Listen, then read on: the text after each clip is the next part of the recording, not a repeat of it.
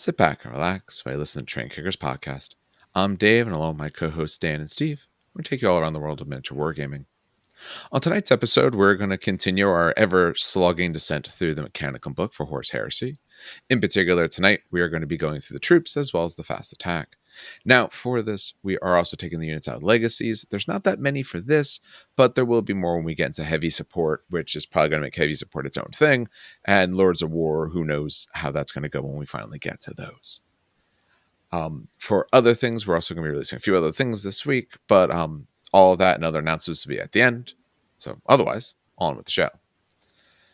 All right, gentlemen, how are you on this fine Monday evening? A little of a late start, but that's life. Oh, I'm good. It's a good start to the week. So it's only Monday. It can't get that bad yet. Yeah. Unless you're Steve, and then you couldn't eat food. All the bad kids came back from suspension, and they all went back out for suspension. Hey, that's convenient. They did not last 7 hours in the school. It's great. I love the educational prison complex. It was the best. Yeah, pretty much. Hey, consistency is key. It is pipeline, that's what it's called. That's what it's called. Prison, yes. School to prison pipeline, yes. Yeah. All right. So, as I said at the top, the goal tonight is to go through the troops reasonably in order. We might have to mix up the order because we don't like to have two people go back to back, and we have to see. Before we started here, there was some discussion of who was going to take what.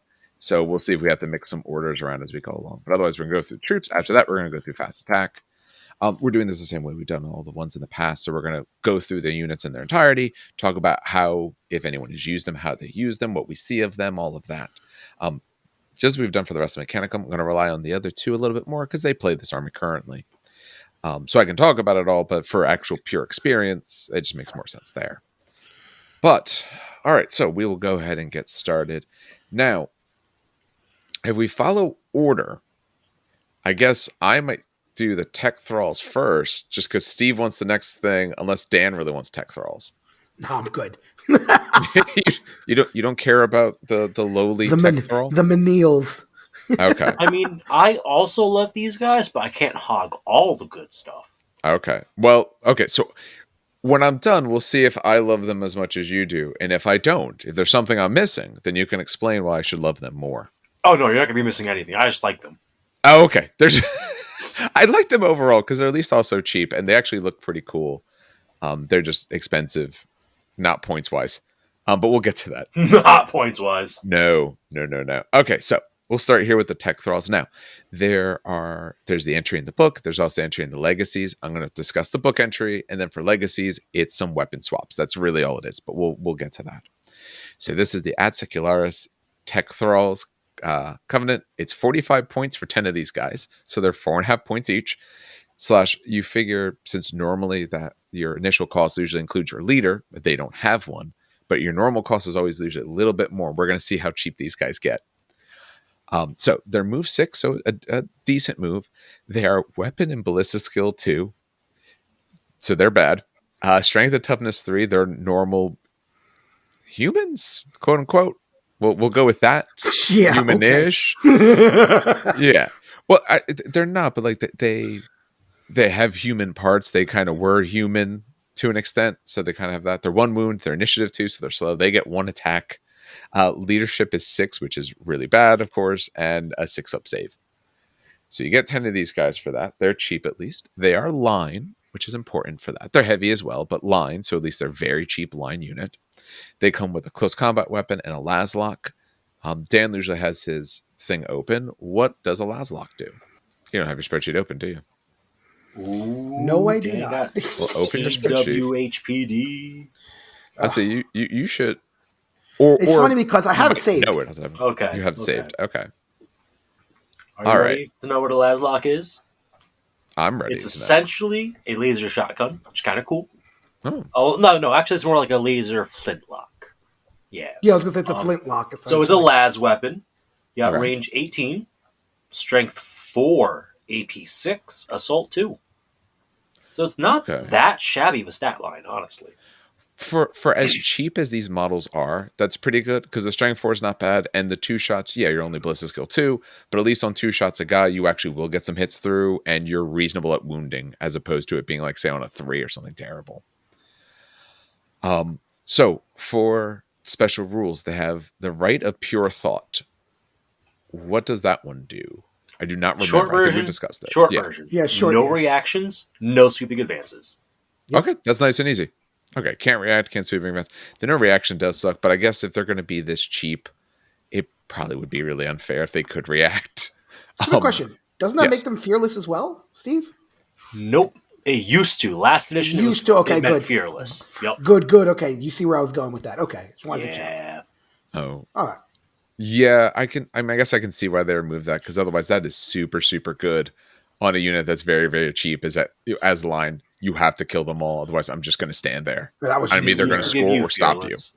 It used to be fearless, but you got an initiative. No, it used to be fearless. Buff? Yeah. It was fearless, but you couldn't sweep, and it was just that's what it was. Yeah. All right. So they're stubborn. Fearless, but instead, they're stubborn on their leadership 6. They have a 5-up feel no pain. So there's a decent amount of things in the game that will double them out, so they won't get it. But they do have a 6-up, 5-up essentially for saves when it's not strength 6 or more, and they hate everything. I would too. After what they do to them, you really should hate everything. You don't know, they're basically zombie cyborgs. Yeah, that's they're warded servitors essentially. At this what's point. cool is you could buff their feel no pain if you have a Lacre Marta Tech Priest Auxilia unit. Yes, you can. Now you're actually getting to something that can do its job. And we're going to see in a moment why they can do a job. So if there's no more than 20 of them, they can take the Triaros Armored Conveyor as a dedicated, and you're allowed to take up to 20 more of these guys. So you could take up to 30. They're 3 points a model otherwise. So for 105 points, you could have 30 of these guys standing wherever you want. In reality, that's 60 shots. Even if you're on Ballista Skill 2, 60 shots at Strength 4, you are going to be getting some wounds on people. I mean, don't fire at, a Contemptor. But if you're firing even at normal Space Marines, you will actually start getting wounds into them. I mean, the biggest thing is probably just because of how cheap they are. These guys cost near nothing. You don't really want to be in close combat because their stat is really bad. You're not going to be charging anyone or anything like that, but you can at least shoot and you can stand on an objective. You have hatred if you do, though. You do have hatred. So I guess if you charged, you at least would have 2 attacks. Is a Lazlock...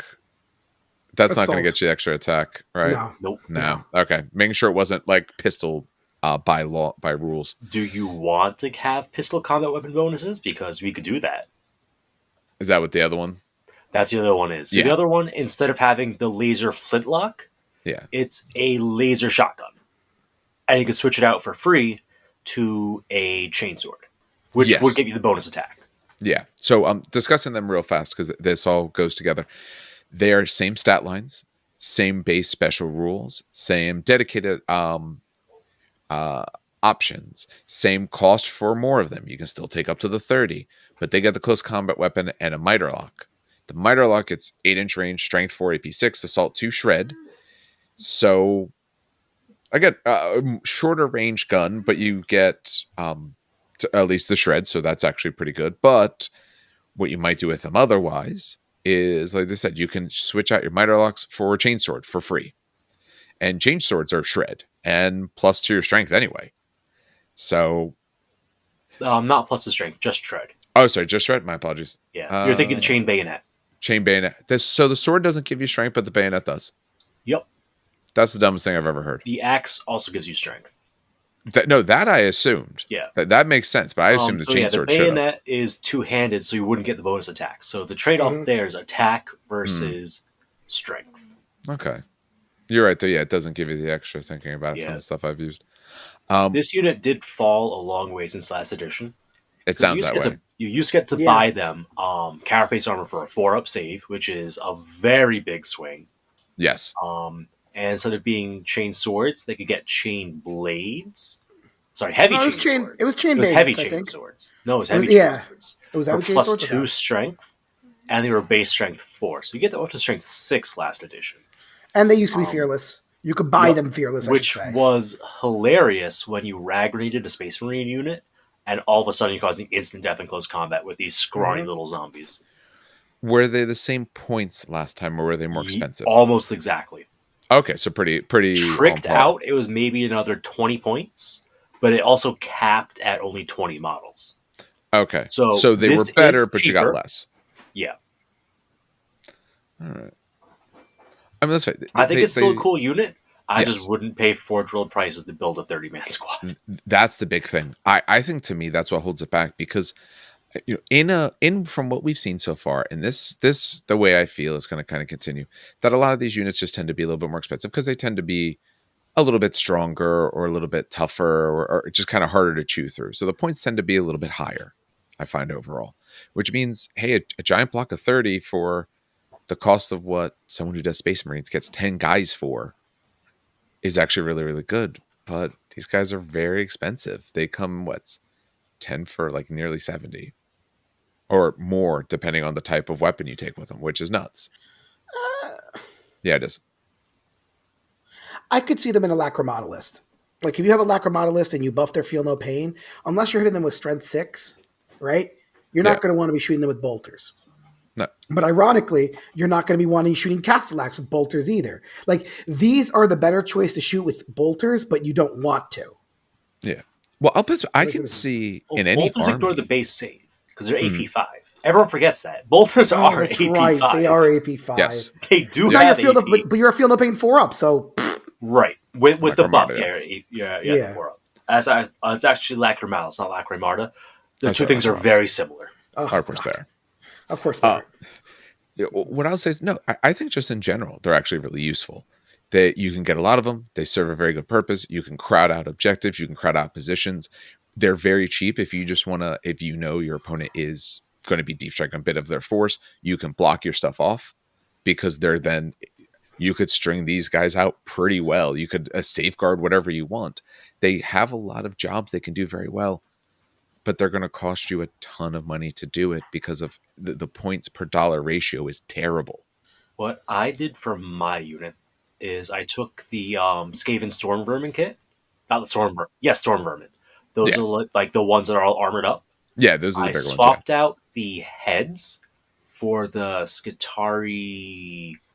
Is it the Rangers or the Vanguard? Skitari Vanguard heads? No, it was the Rangers heads because it was hooded. Skitari Ranger heads. And I just stuck chain blades at the end of their pole arms. Cut off the tail. And then kind of flattened out different parts of the body to be either just straight up like fur's not there, or to make it more blocky like it was cybernetic. Like that's what I did for the feet. And that's how I built my unit. Honestly, like, okay, let's be honest. I'm pretty sure, I'm not saying to copy an STL of Forge World design. Don't do that. But I'm 500,000% sure that if you give me 10 seconds, I can find an STL of a servitor that'll literally just work the same. Oh yeah, zombie cyborgs, definitely. These are not. I shouldn't call them servitors because they're not servitors technically. They are less than a servitor.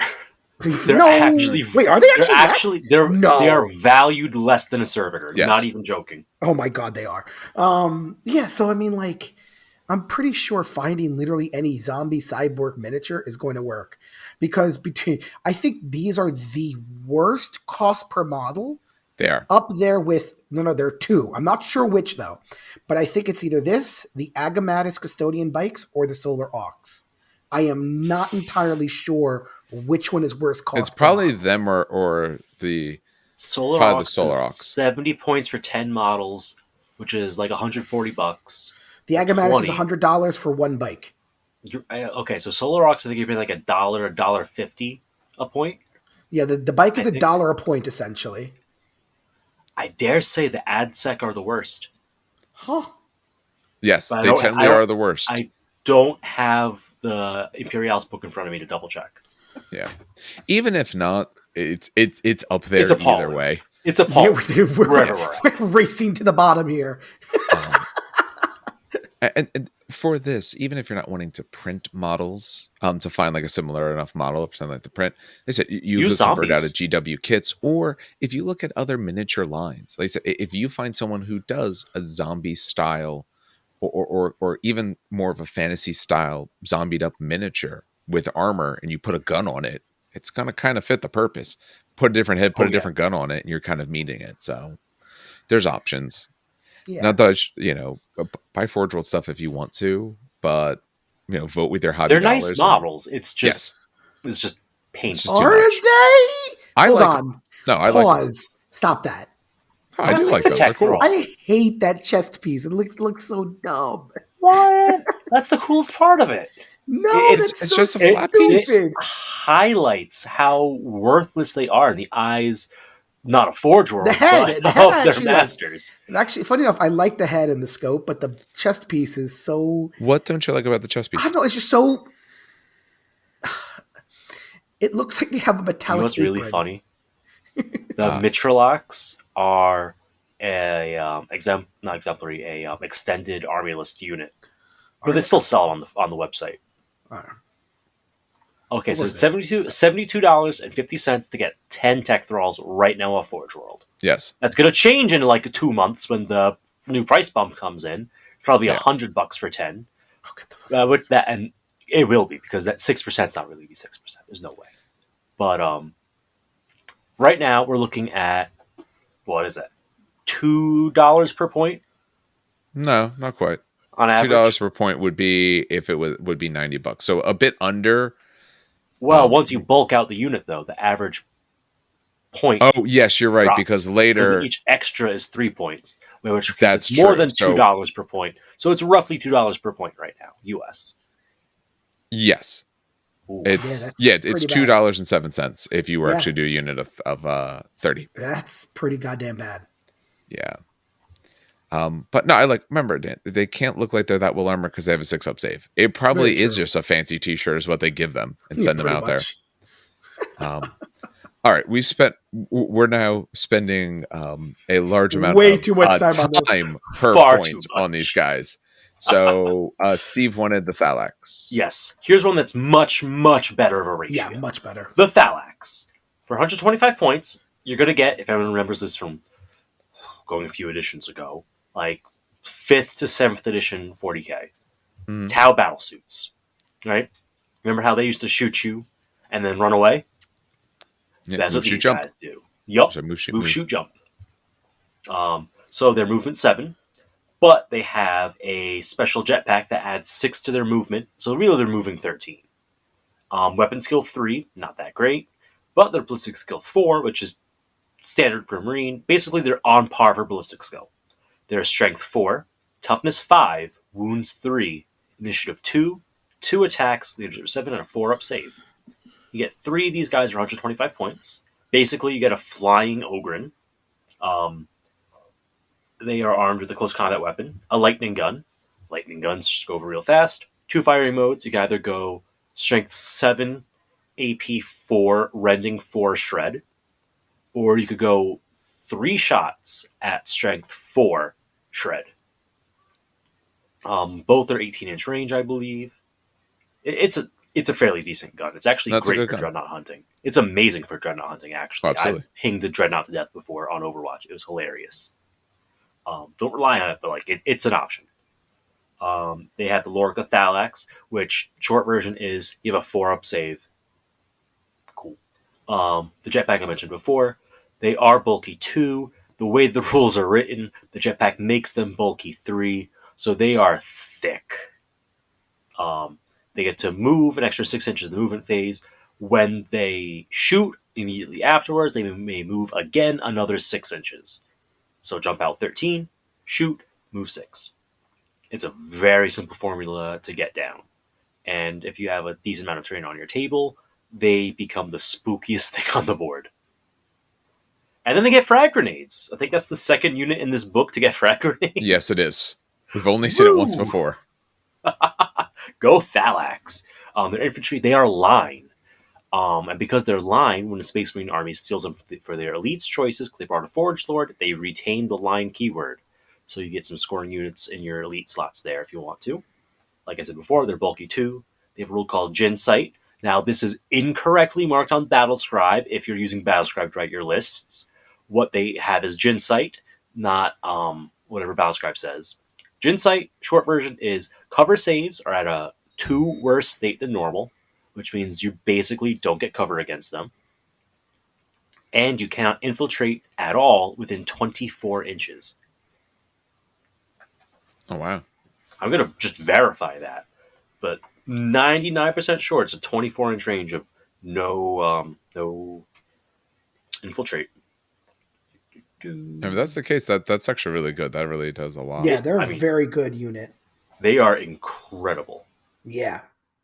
Battlescribe says it's data gen. That's not what it is. It is gen sight from page 104. Cover saves are at -2, so 4-ups become 6-ups. Just as a reminder, the best default terrain save in the game is a ruin with a 5-up. So, yeah, they're pretty much ignoring cover. And 24 inches for infiltrator blocking, regardless of line of sight. So if you just have these guys strung along your deployment zone, you're effectively getting rid of infiltrate from your opponent's army. Yes. Night Lords don't like that. They don't like that one bit. No. One other thing to mention about for the Inculabin jetpack is, unlike a Warhawk jump pack where reactions don't get increased, these guys actually add to 6 to their movement reactions. Oh, yeah. So when they're advancing or withdrawing, they are going 8 instead of 2. It's a pretty big deal. It's a really, really big difference. It means that they're a lot harder to either get to or get away from, depending on what you're doing. Yeah, these guys are stupid fast. Let's see. Special rules, bulky 2, gen sight. They have fuel pain 6-up, just in case. Every now and then you shrug off a Dreadnought and Power Fist, and you chuckle a little. They are relentless, so they can shoot and scoot, regardless of how heavy their guns are. And they're stubborn, so that Leadership 7 is not going down unless someone cheats with psychic powers. If your group is 6 or less models, you may take a Triaros armored conveyor as a transport. You can add up to 6 extra models to cap the unit off at 9 for 37 extra points a model. The entire unit, has to be everyone, can take Melt-A-Bombs for 5 points per model. Any model with a lightning gun can take a chain bayonet for 2 points to get that strength 5 and shred in there. Good stuff. I usually go for it because 2 points, you usually have 2 points per model spare. And finally, for every 3 models in the unit, 1 may exchange their lightning gun for one of the following weapons. This is where it gets a little bit more fun.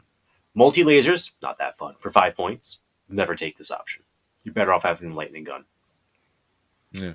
Irad Cleanser. This is the Fleshbane Flamer, right, Dan? Mm-hmm. That's not Torrent. Not the Torrent one. Okay, yeah, that's 10 points. You're probably not taking that either. Next, we have the Phased Plasma Fusil for 10 points. This is the gun that is absolutely broken on Myrmidons. Dan's boys, the Myrmidons. Yeah. They're not so broken here because you're getting 1 per 3 guys instead of 2 per guy. But also the base AP is going to negate the save, and it's going to hurt because you're going to have a bunch of guys with just lightning guns that are getting wounded after this guy because you're going to roll a 1. It's just guaranteed. You're going to roll a 1. You're going to take that wound, and then that model has to take hits until it dies. Yep. He gets sniped out, essentially, which is something we learned in one of our other games where he gets hot wound, and now you're shit out of luck. He's the one taking the wounds, unless another Thallax has more wounds than him. So I would say if you have a small unit, it's a good choice. With a large unit, you can. It's... sorry for the pun. It's a bit dicey.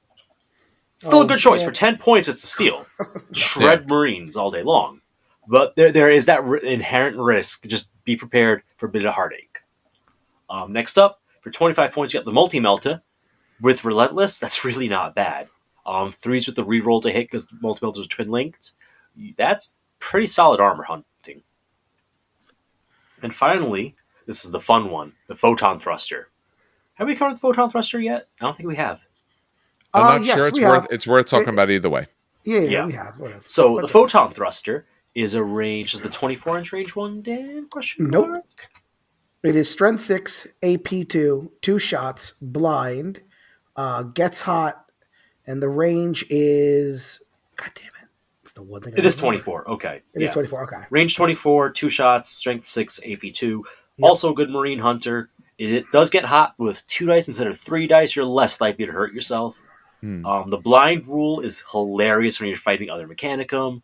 Lance gives you that benefit for tank hunting, so that at the very least, if you roll 6, you're guaranteed to at least glance something.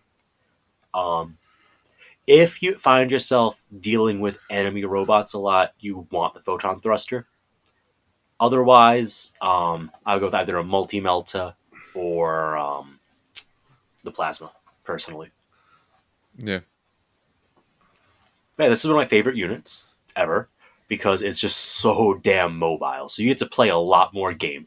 You bring a unit of these guys, you are playing more Warhammer because you get to do more Warhammer because you get that extra movement. And that always feels great. Honestly, I just say the multi-melta is one of the better options. The ability to jump in, multi-melta, jump out, or just the fact that it's a twin-linked multi-melta. Because they still only hit on 3s or 4s if it's night fighting. So it's twin-linked. You are going to miss. So this twin-linked allows you to kind of really, really, really hit home on some of those shots. Yeah, you're just starting to add points pretty fast. At least helps the fact that they're toughness 5, 3 wounds a guy, and a feeling of pain as well, so they have an extra shot at some sort of prevention. It's more than 1 point per dollar. Yes. I saw them used pretty well this weekend. I was at a mega battle, and the one guy had a unit of them, and it's Blood Angels. And they went into a unit of Marines that would have been a problem and just kind of bogged them down for quite a while. They ended up beating them at the end. But otherwise, it just stopped 3 them. wounds is fantastic. Yes. Because most people with Contemptors bring them with the Power Fist version, not the Chain Fist version. Because Power Fist version is better killing than the Contemptors. But they're only Strength 9. So if you roll that 6 on the Feel No Pain, that one Thallax taking 2 Power Fist hits to the face. Yep. And then the rest of the squad Melt-A-Bombs it and laughs. This is probably the one place where the Melt-A-Bombs actually end up working. Compared to other units, I would say. Because you have enough of them that one of them is going to make it through. A maxed out unit, in case you were curious, is 479 points with every last option added. But the points per dollar efficiency is decent. Well, okay. No points per dollar is going to be any worse than what we're going to talk about than what we saw. Doesn't mean they're great, but they're not going to be any worse.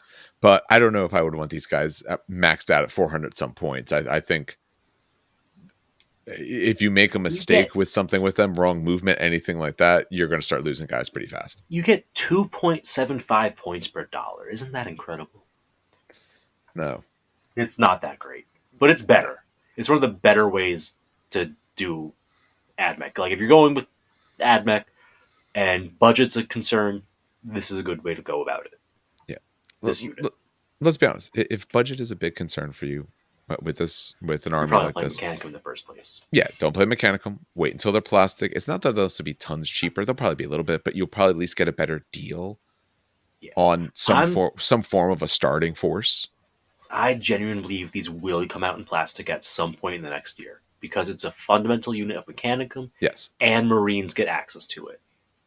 It's the latter part that's honestly going to make it work. Yeah. You'll see it there, and it'll be better than Forge World prices by some amount. And let's face it, they're also just going to be nicer to work with because plastic, in my book, is always better than working with resin, especially Forge World resin. Forge World resin leaves a lot to be desired compared to other resins out there. But all right, and these guys look cool. I have to say, some of the Mechanicum stuff I think looks dumb and dopey. These guys actually look cool. Most of the big robots I don't tend to like the look of. Quick trivia on these guys. Okay. So from Rogue, a lot of the Mechanicum lineup is actually reimagined Rogue Trader designs, like a lot of the Heresy is, but AdMech especially. For example, the Domitar is a reimagining, he says it in the fluff blurb, a reimagining of the Conqueror, the other one. Is it the Conqueror, Dan? Might be the Conqueror. Oh, jeez, you're going beyond my time specifically the Thallax are a reimagining. Yes, I'm so good at this. The Thallax are a reimagining of one of the early Space Marine prototypes, the LE2 power armor. That sculpt was left-handed as well.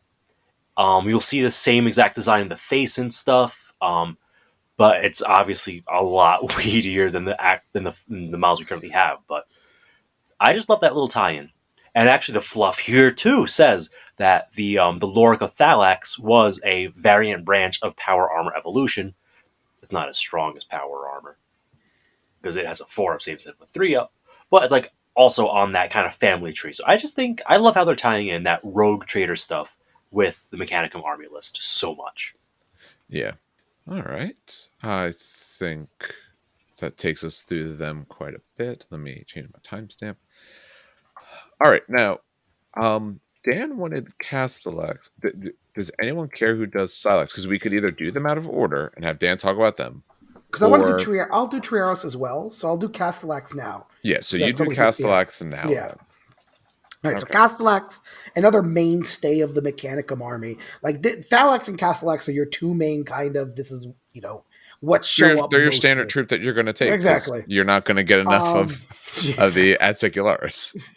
So they're 95 points for one. They're movement 7, weapon skill 3, ballista skill 4, strength 7, toughness 6. Which, by the way, is a massive change from last edition. Last edition, they were toughness 7, strength 6. Which is pretty interesting change there, switch there. They're 4 wounds, initiative 3, 2 attacks, leadership 7, 3 up save. They're automata, cybernetica, obviously. They're not line, but remember you can make them line if you take a cybernetica archmagos. Hammer of Wrath 1, so when they hit, they can actually, do some little initiative 10 shenanigans. They have 2 shock chargers with inbuilt bolters, which is pretty cool. As always, in the Mechanicum book, unlike every other book, those attacks are not included in the characteristics. So technically, they have 3 attacks, not 2 attacks. So just realize that when you're doing your little attacks. They have a Mauler bolt cannon and an atomatic deflector, which is the same as a contemptor. A contemptor, thank you. Yes. You could take up to 4 for a nice little discount of 85 points, so 10 points off. So you can have a squad of 5, essentially. You could take searchlights for 1 point per model in case you really hate taking nice even numbers. You could take a multi-melta or a dark fire cannon. So let's go back a little bit. The Mauler bolt cannon, because I'll talk about the melee because you could switch to the melee. That's why. Yeah. So Mauler bolt cannon is actually not a bad gun, but in my opinion, it's 24 inches, strength 6, AP 4, heavy 4, pinning. So a squad of 3 of these or a squad of 2 of these might pin something. It's 8 shots, 12 shots, 16 shots, hitting on 3s, wounding on 2s. You get in a wound 3, so you have a good chance of pinning, depending on the leadership role. Yeah. Multi-melta is a multi-melta. Darkfire Cannon. Darkfire Cannon is a larger version of the Photon Thruster. So this is 36 inches, strength 7, AP 2, heavy 2, blind, lance, gets hot. So it's strength 7 instead of strength 6 with lance. So now you're wounding all tanks on a 5 and 6? Yeah, 5 to glance, 6 is a pen. Which is major. Which is, unless they have a flare shield, then haha. But yeah, no, that's pretty damn good. It's also, again, strength 7 is just nice to pick off dreadnoughts and stuff like that. Melee wise, so again, you have the 2 shock chargers with bolters, and there are bolters in each fist, by the way. So up close, I think you get 4 shots because that's what graviton things are. It's just they have it in the thing. The Mauler shock charge. God damn it! I keep the shock charger. Sorry, is strength user, so it's strength 7, AP 3, melee. So that's actually really good. You don't want to make the swap. I don't think it's worth it at all. No. Maybe. But they're only weapons fighting Terminators day in day out, sure. But I would rather have the AP 3 to at least fight back against a bunch of Marines that will shred this thing with their crack grenades. The power blades are interesting because the power blades. We'll talk about a little bit later, actually, because the power blades show up on, I think, the Vorax. Vorax, thank you. Yeah, I was trying to think of it. But the power blades are essentially... wait 1 second. Where the hell are the power blades? I'm losing my damn mind. Poor man power swords. There it is, power, yeah. The poor man power swords. They're actually, they're a little better. They're strength user, AP 4, breaching 5 up. So... Yeah, no, I wouldn't swap out for that. I don't think that's better. Is it 10 points? It's 5 points each, yeah. Yeah, so it'd be 10 if you're doing that. It wouldn't be worth it if it was free. I skipped the Siege Wrecker. Whoops. Now that's a cool one. That's worth looking into. Cool. Siege Wrecker's strength 10, AP 2, melee, brutal 2, sunder, wrecker, and a specialist weapon.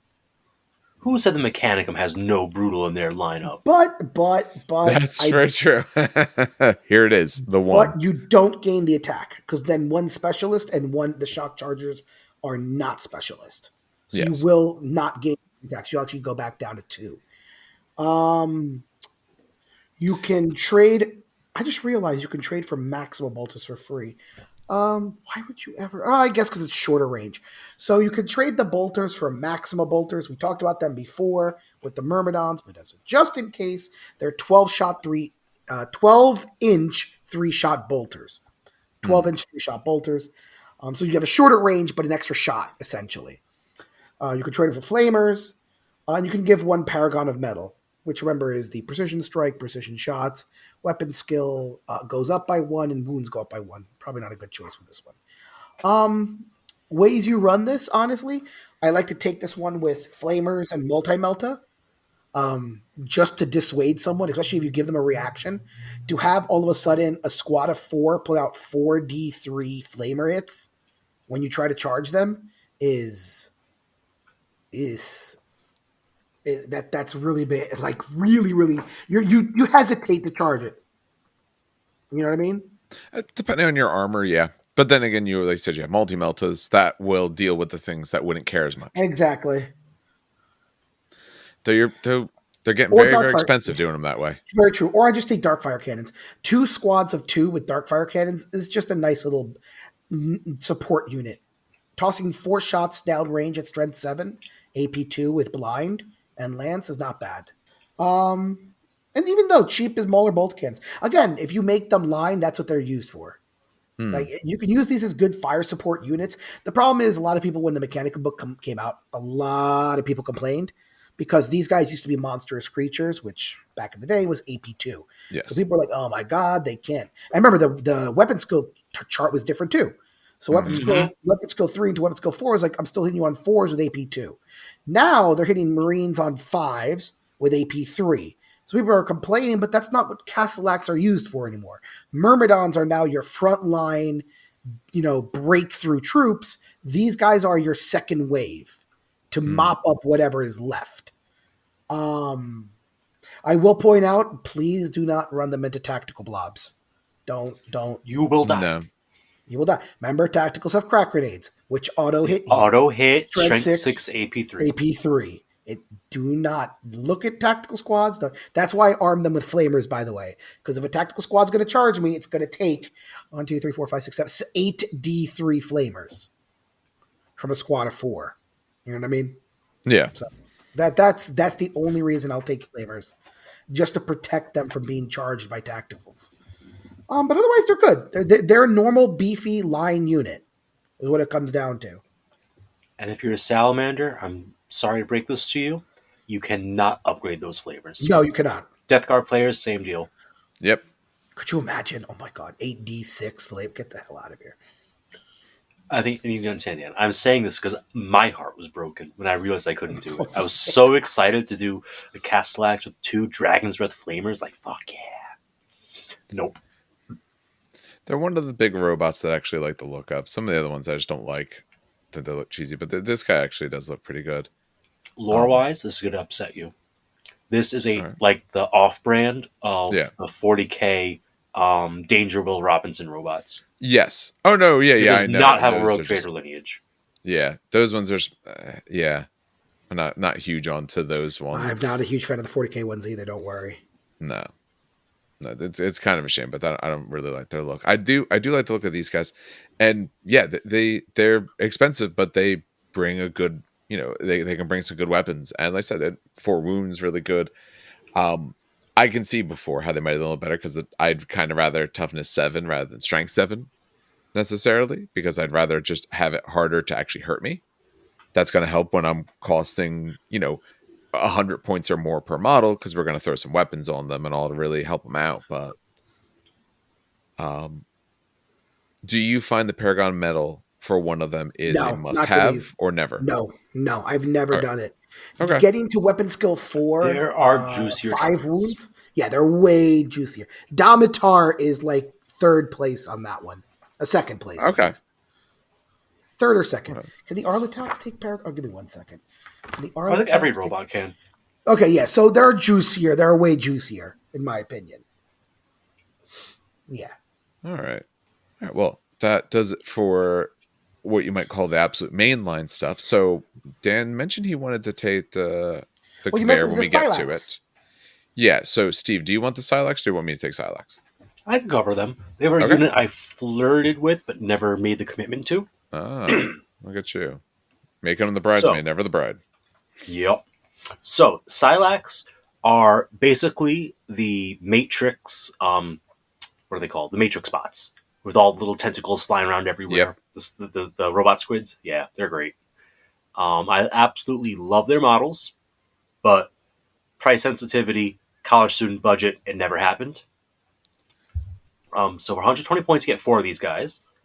They are movement 6, weapon skill 3, ballistic skill 4, strength 4, toughness 5 and 2 wounds, so they're a bit beefier than a Marine in that respect. Initiative 3, 3 attacks apiece, because they got all those tentacles running around. Leadership is only 6, but they got a 4-up save. So beefy, but the save's not great. That's a recurring theme in Mechanicum, in case you haven't noticed yet. So you get 4 of them, with a Scyllax combat array, which I'm sure Dan's pulling up right now. I already have it. Oh, sick! So it's got two profiles. Essentially, it's a chain weapon, by the way, in case anyone cares. So it's got 2 combat profiles. You can use user, AP5, melee, and shred, or the one you'll never use, +3 strength, AP2, strength 7, okay, unwieldy, cumbersome. There it is. I was waiting. I was like, cumbersome, aren't you? I needed that pause for dramatic effect. Yeah, the stupid thing is cumbersome. The strength 7 AP2 is so good. And weapon skill 1. Why do they have to ruin it? And weapon skill 1. Okay, to be fair, you're hitting Contemptor Dreads on 6s anyway. Oh, no, you're not. No, you're not. You're not hitting them at all. No, weapon skill you can always still hit. Oh, hit on a 6. Oh, okay. Yes, weapon skill is always allowed to hit. It's wounding things that are not.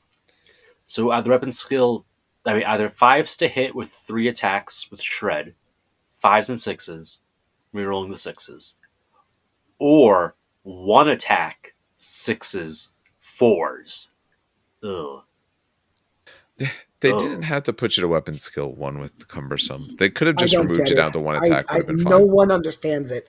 It's been a debate. This was not a problem last edition. It was not. And I have no idea why they did it, but whatever. They made it 1 attack a model last edition to do that version, which I think is fine. And that's fine. It's the weapon skill one that makes it completely useless. Because Vorax had this. Vorax had the chest beam. The Iron Man Not Vorax, the other one. Oh, sorry, Ursarax. Ursarax. Yeah. Lots of axes. Yeah, I don't get it. For cooler stuff, they have a Kraken Bolter, which is like a bolter, but 30-inch range AP4. Right? Mm-hmm. They're the other ammo types. They get a Rad Furnace built in, so they're debuffing enemy toughness, which is pretty cool. That means you're actually going to hurt things a little better than you expect, right? Because it's +1 to wound rolls for the Rad Furnace, because it's actually toughness. Yes, it's +1 to wound rolls. By the way, that means you're wounding Marines on 3s. Actually, I wounded the Dreadnought on 4s then. Ooh. Mm-hmm. But then saving on a 2. Don't launch these. So 6s and 3s, or 5s and 3s with a reroll. 5s and 4s with a reroll. Yeah.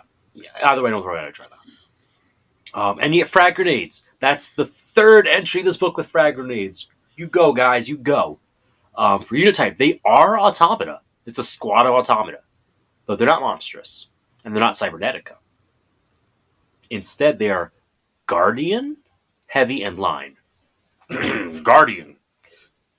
This is the one that says that I'm fake infantry, and you cannot allocate wounds to a character under any condition while they're alive. Yep. And they get to react while you have a character attached to them.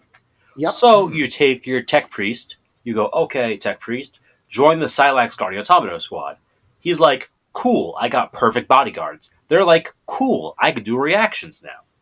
And that's all there is to it, right? Dan? So, fun fact, there's a little bit more. So, yeah, it calls out sniper and precision strikes and all that. Literally, you cannot target anyone in that unit. Don't try. But if you, unless they are joined by a friendly character, I forgot this part. All models with the Guardian subtype suffer -2 movement and -1 initiative. Sorry, no, initiative goes to 1, not -1. It becomes 1 flat. Ugh. Oh, sorry. Yes, it becomes 1 and -2 movement.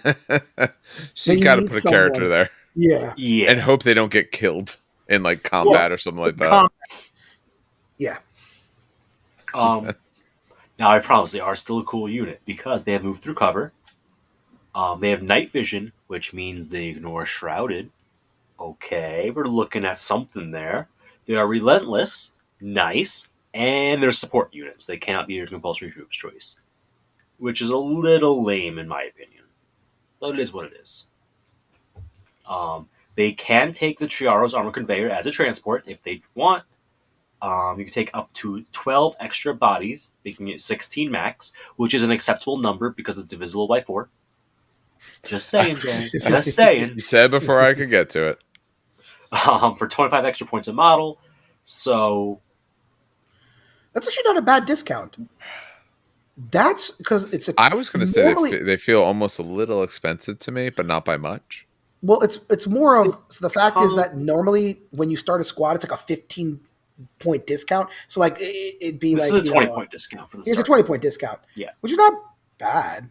I still think they're too expensive for what they do. Yeah, you're paying too much for it.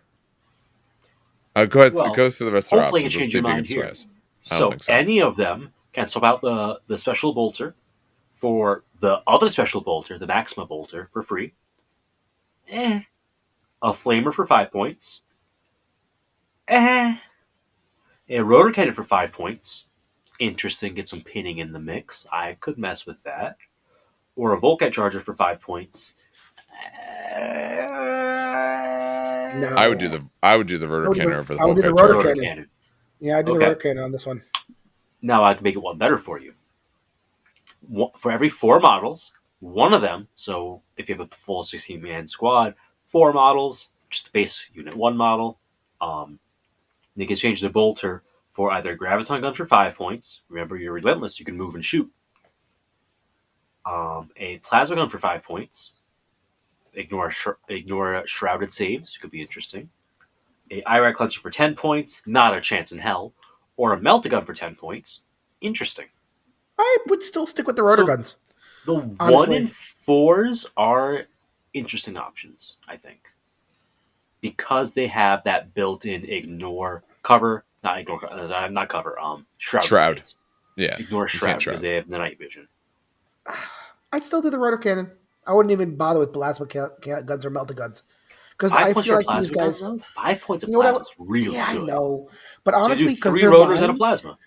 Because they're lying, copy paste. I would stick them with a tech priest in the back, holding my back objective. Rotor guns are what, 36 inches?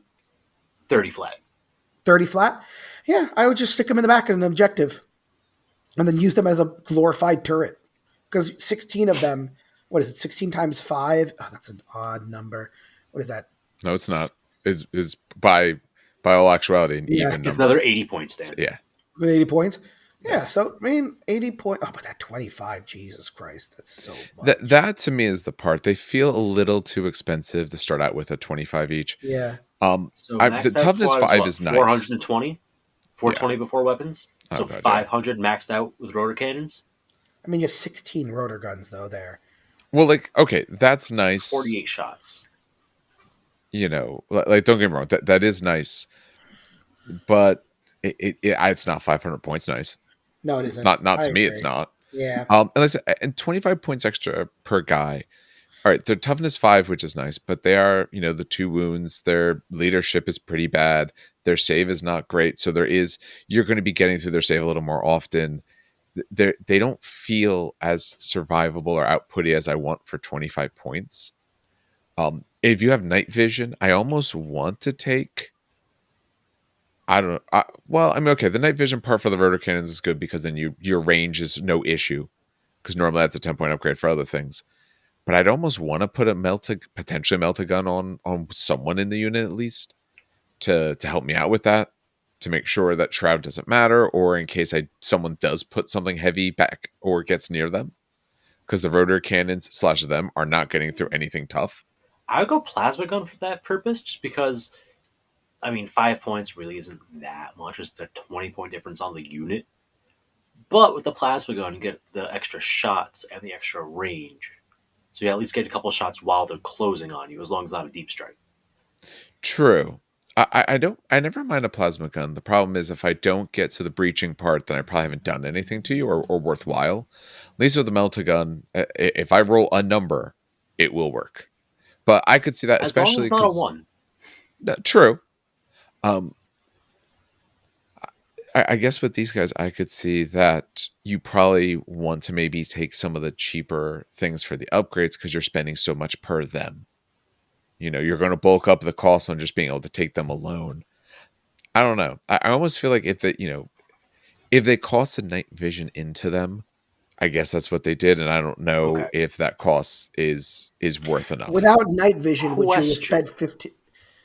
Go ahead. Would they be more appealing to you if you could give them access to deep strike? I mean, yeah. Okay. I would like that more. If I didn't have to pay I have more some for good it. News, because oh, go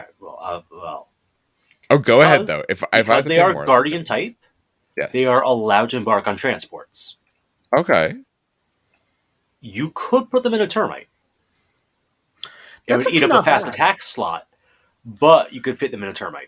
Give them all Maxima bolters for free, and you will show up 12 inches in front of an enemy, and that would be 16 times 3 shots. Not 16. The Termite only carries less than 16. The number we're looking for is 12. I'm less excited. Well, yeah, but you can't max out everything. You're not going to want to. Bolter shots is still a lot of bolter shots.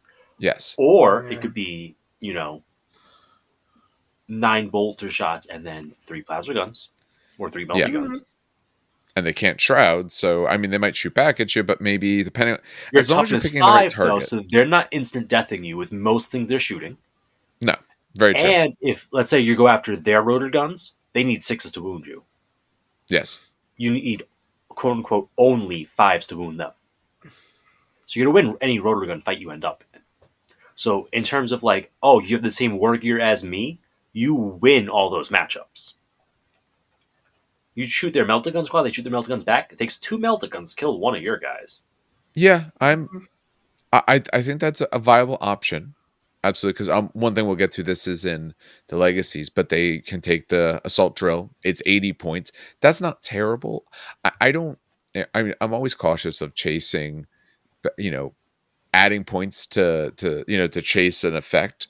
But adding 80 to be able to maybe do something really good is worth. And the drill itself is fantastic. Yes, that's it. I mean, I've added a lot more when I add a Spartan to a unit or Land Raider Proteus or anything like that. I'm spending a lot more points than that. So, why don't they have a melee weapon when the models themselves? Oh no, their array thing is the combat array. Yep. Yeah, I was saying because I'm looking, they all look like a chainsword on them. I forgot. Yeah, their combat array. That is the array. It is a chain weapon. Good. Okay, good.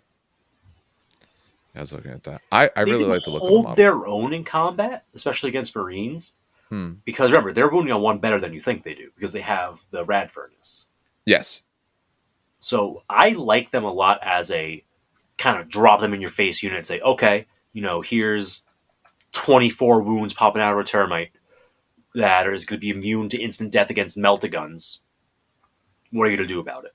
Because I hit strength 10 to instant kill them. And most Marine lists aren't built around getting to strength 10. No, because most Marines can't get to strength 10. Yeah. The options we had last edition that were super viable, the Vindicator, aren't super viable this edition just because the kind of world around it changed. You're going to find more strength 8 spam or strength 9. You're not going to get enough strength 10 to just pick up this squad. So then it's heavy bolter spam? Volkite spam? I mean, if I was going to run, if I was doing this army, I would run a unit of them at least because I think they're one of the best looking models. Oh, they're fantastic. They terrify me with all those little arms. I'm so afraid I'm going to break them. I want them in plastic first because I don't want to deal with that resin. Yeah. The conversion I started on 3 years ago, was taking the Night Haunt, the Ghost Boys with no, the horse heads and the halberds. What are those guys called? Night Haunt, the little skeleton dogs. Anyway, taking I those do not know guys, the names of those. adding a bunch of like guitar wire and stuff for cybernetics, and switching out the halberd head for like bolter muzzles or chain blades and stuff like that, and doing the squad up like that. Because Mechanicum convert stuff. It's half the fun. Yeah. So now you do a lot of conversions. That's my thing. I don't really convert. Never. It's never been a part of the hobby that I wouldn't necessarily say interests me, but it was never a part of the hobby that I either got a lot of practice with or was trying to do. I kind of looked at like, you have this model. If I can do it, great. And if I can, I'm just probably not going to. But you were talking about the Night Haunt that have the what weapon? I'm sorry. Which They weapon? have like these. They have like little glaives. They have like these dog skulls. I don't know if they ever got a those solo are the glaive wraith stalkers. That sounds about right. It's a wraith. It has a glaive. That makes sense to me. Yeah, I looked them up. Yeah, and they have like those tattered robes. So that's kind of like what I was doing with that.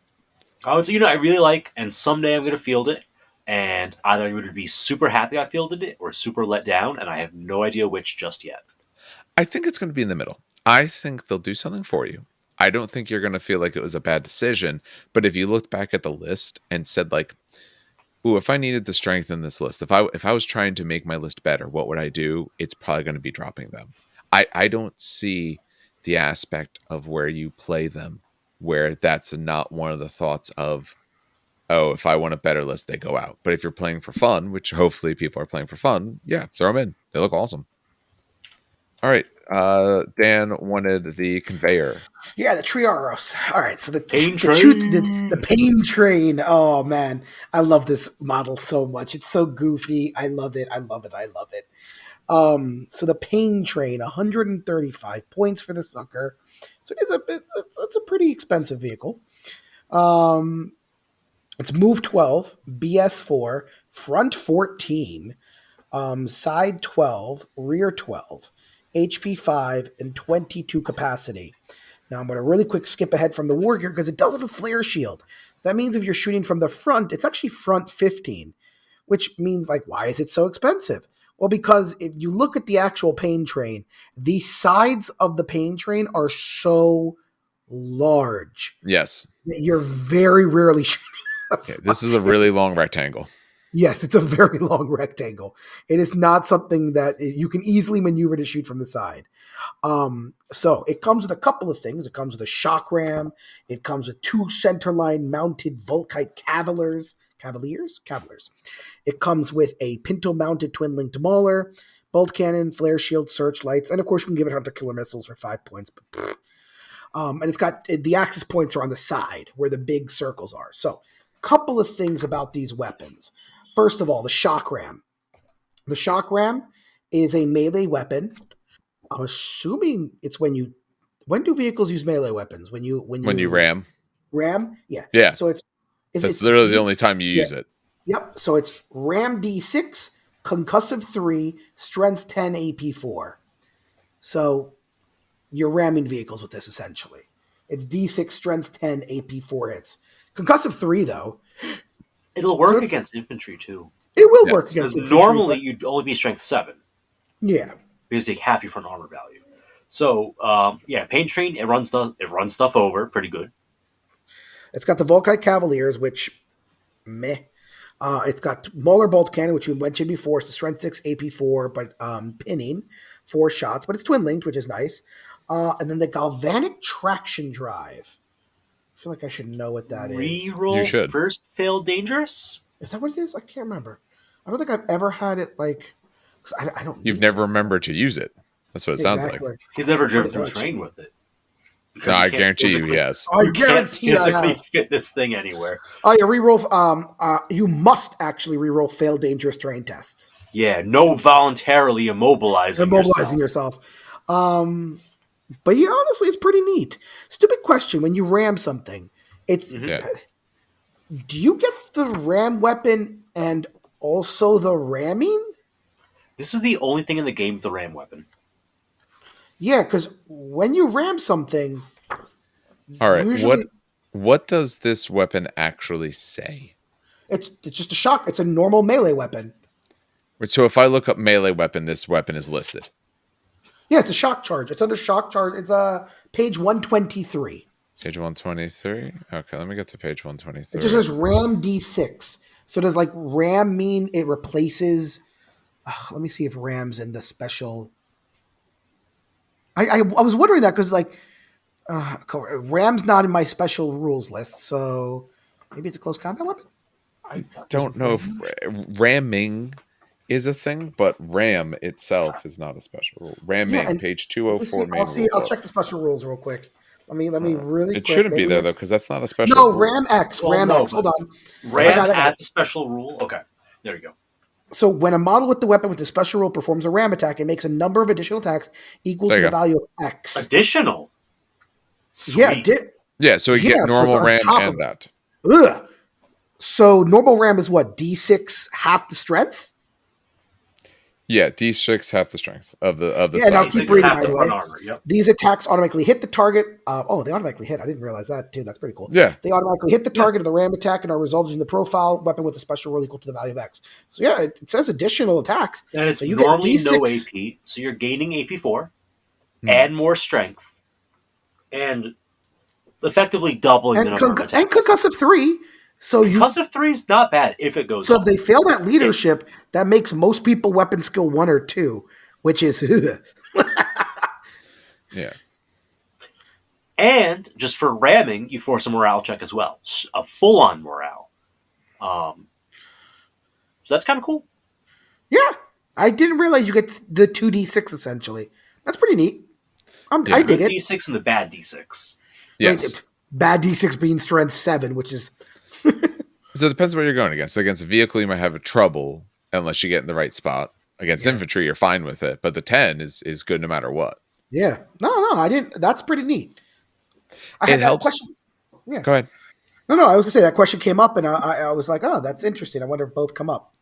Yeah. It helps make up for the fact that this is, quite expensive for overall what it would do otherwise. But it does have a front of 14/15 because of your flare shield, and from across the board, from a distance, it's going to be much harder to actually hit the sides because you can kind of the way you position this guy or try to tee him up at least.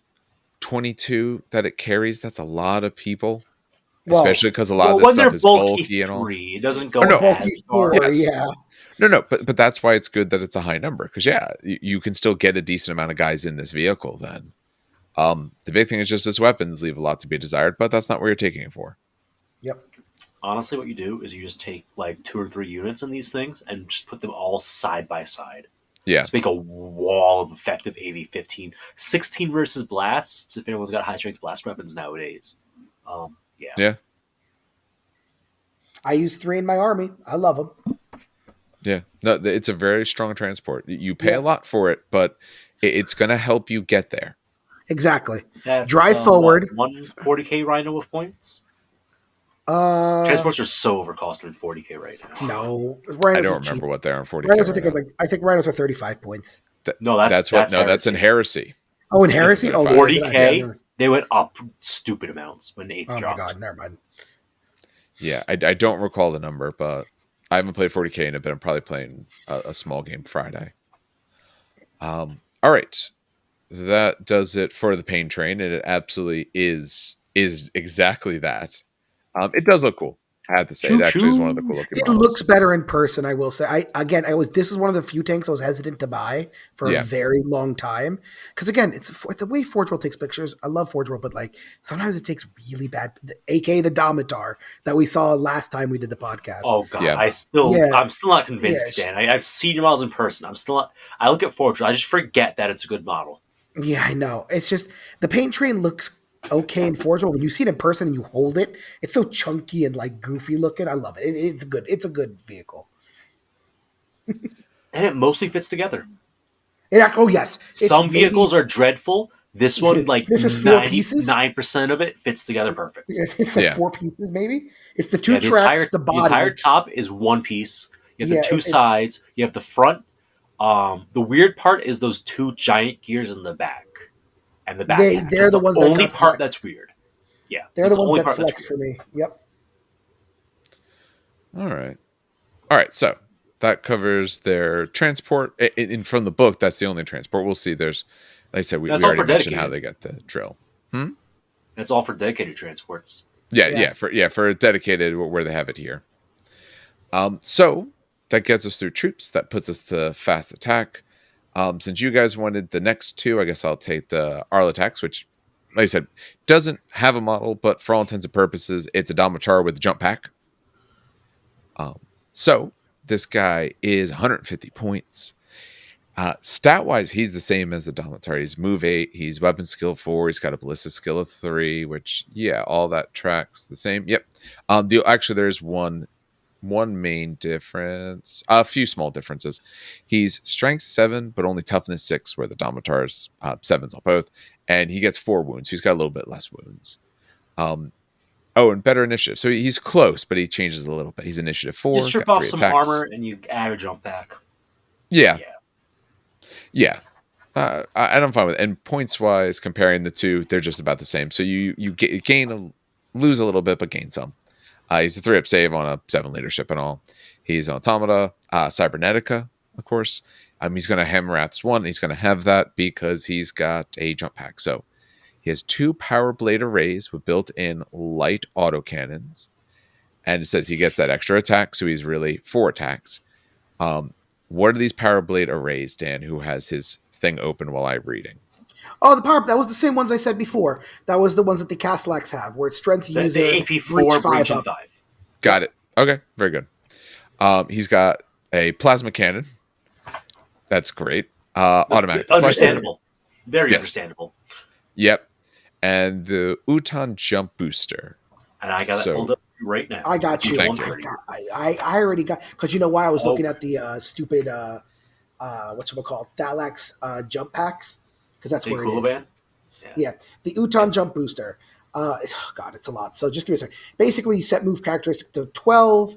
Yep. It acts like a jump booster. You may not run during reactions. You may not activate them to gain bonus. So it's a 12-inch. It's a 12-inch jump. Yeah, it's a 12-inch jump pack. It's like a Space Marine jump pack. Yep. Yeah, it works identical because those are all the same limitations jump Marines have. You get deep strike. The weird thing is, if you have a transport that's allowed to carry automata, which I don't think there are any, it's allowed to still, so that's cool. Deep strike is nice. I didn't realize this thing could deep strike. Yeah, if you got a jump pack, you can usually deep strike. Actually, that's not bad. Okay. Yeah, Thallax could deep strike too, can't they? Thallax, yeah, they could also deep strike. Oh, okay. Yeah, so they should. Yeah, because I saw them do it, actually, like I said, on Sunday. Take your Thallax, make a string, drop this thing at the end of that string. Yep. It would do you some good. So you can take up to 2 more, the 135 points each. So you could take a squad of 3. That's getting up there in prices. Any of them can exchange 1 or both of their power blades with Arc Scourge for 20 points each. So what's an Arc Scourge? Strength plus 2, AP 3, melee, rampage D3, disruption 5 up. Okay. It's actually pretty good. I mean, that takes them to strength 9. Disruption for you? Yeah. Disruption. Hit rolls of the value X made by the weapon cause an automatic glancing hit against vehicles with unit type instead of rolling for armor penetration, and an automatic wound against dreadnoughts and automatas instead of rolling to wound. And what was the number they needed for that? Hit roll. 5 up. So when a 5 up to hit, 9. 5 up to hit, you auto wound dreadnoughts and auto glance vehicles. Yeah. Which actually like means it for the you're glancing less likely of to hurt a vehicle. I don't, just because you're losing the chance to pen them. Yep. Well, here's the thing, though. Okay, yeah, if I'm going against something lighter, what I like about it is if I'm going against someone who has, say, any form of land raider on 9, I'm not probably penning you. Realistically, I'm not. So I'd rather on 5s and 6s just glance you down. And if you're not, if you're something lower, I have a better shot on whatever hits don't get the 5 or 6s to get through you, / you'll have less hull points. If your back armor is only like an 11 or 12 or a 10, something like that, if you have worse back armor, I'm probably just going to be able to glance you out because you're not going to have the 5-6 hull points that I'm worried about. Also, it's not a specialist weapon, so technically they have 4 attacks. 1 and 1. Yeah, it says they get the extra. Yeah. Yeah. No, but I'm saying that when you replace it, because sometimes. Oh, if you replace one, yes. Yeah, it's not a specialist, so you still technically keep that. Yeah. But you lose your light autocannon, which wait, what? Not your strength. Yeah, they have light autocannons on their arms. 4 2-shot gun. Oh no. Honestly, the more the reason why I might not change them out is 1 maybe, or if you do 2, but that because it's 40 points if you do 2. That's just really up in this guy's cost. So you get Rampage D3, right? Yes. What does that mean when you have 2 of them? Would you then roll 2 D3? No. I don't think it would stack. Yeah, it doesn't stack like that. So then you wouldn't take 2 ever. Yeah, I'm not sure why you would ever take 2. Are we sure you get the extra attack if you take 1 and 1? Are those Power Blade specialists then anyway? I'll check. I didn't remember the Power Blades being specialists, but let me check real quick. Because the book specifically calls out having 2 of one gets you it. They're melee breaching. Yeah, they're melee breaching. All right. That's it's just weird because they call out specifically how to get the extra attack. I'm so confused by this because they're. To be fair, again, this is the Mechanicum book, which is. Yeah. There might be a little bit of problem with the writing. Yeah. And to me, that's what it sounds like. It sounds like to me that they were designed to not be allowed to get the extra unless you took a pair. But yeah, I wouldn't take the pair. I would if I take 1, I take 1. So Rampage is if you're outnumbered to get D3 extra attacks, right? Yeah. Yes. Yep. They count as 1 model each. They are not bulky. No. I will say that, I mean, this is a good choice. This is one of the choices I would say for a Paragon of Metal. Because now you become weapon skill 5. You become 5 wounds. You get precision shots and precision strikes. You get it will not die 4 up. This becomes a little scarier in melee as a weapon skill 5 thing. Throw this into a tactical marine squad. Okay, yeah, it'll kill TAC Marines, but at that price, it better kill TAC Marines. It better do great against TAC Marines. The problem is TAC Marines kill it back. Yeah. Yeah. 4 wounds, T6, 3-up save, that's nothing. The 3-up save, honestly, it's the crack grenades being AP3. That's literally what it is. It's literally nothing else but the crack grenades being AP3. That's the problem. No, I mean, the problem I'm finding for this guy is I don't know what I want to do with him. If you have crack grenades, we got a problem. If you're a smaller unit, I'm not as worried because, his initiative is the same. Okay, maybe if you're a smaller unit, I'm not quite as worried. Especially if I go Paragon of Metal because you're gonna have a harder time hitting me. Because you're gonna be looking at 5s and then 4. Crack grenades auto hit. Ah, damn! Of course they do. I forgot they auto hit. Yep. All right, so I don't know what to do with this guy. Again, what kills Terminator me? Hunt. No. You might be able to Terminator Hunt. You wouldn't be bad at it because with the other one, 3 though, which is what sucks. Yeah, but at least if they roll the 1, if you're at the strength 9, you will just double a guy out. It's not great, but it's an option. And you do become weapons go 5, so they'll hit you on if 5s. you go to if it's a basic Paragon, Terminator, yeah. Yeah. I don't like it for fighting contemptors because they're gonna murder you, and you're only AP3. I guess you take it and you go hunt heavy vehicles because you could at least glance them out if you're gonna struggle to pen it. Because 9, let's face it, 9 isn't actually that great against high armor. It's a nice number because you could get through, but on average you don't. So if I have a better chance of just auto glancing you down and taking out your heavy vehicles, and then let my other units, go after what's inside or shoot them down or whatever else you may do. But I don't know. The more I read this guy, the less I like him for how many points he is, because I can't figure out where I want him to be. He's ballistic skill 3, so I don't care about the guns. The plasma cannon, fine. The plasma cannon's cool. Love that. But he's not nearly as survivable or strong as he looks. Again, because of crack grenades. Yeah. Honestly, what kills me is that last edition, Monstrous Creatures used to be AP2, right? Mm-hmm. And what kills me is that Skuria used to buff the entire cybernetic army with initiative +1. So he used to be initiative 5. Yeah.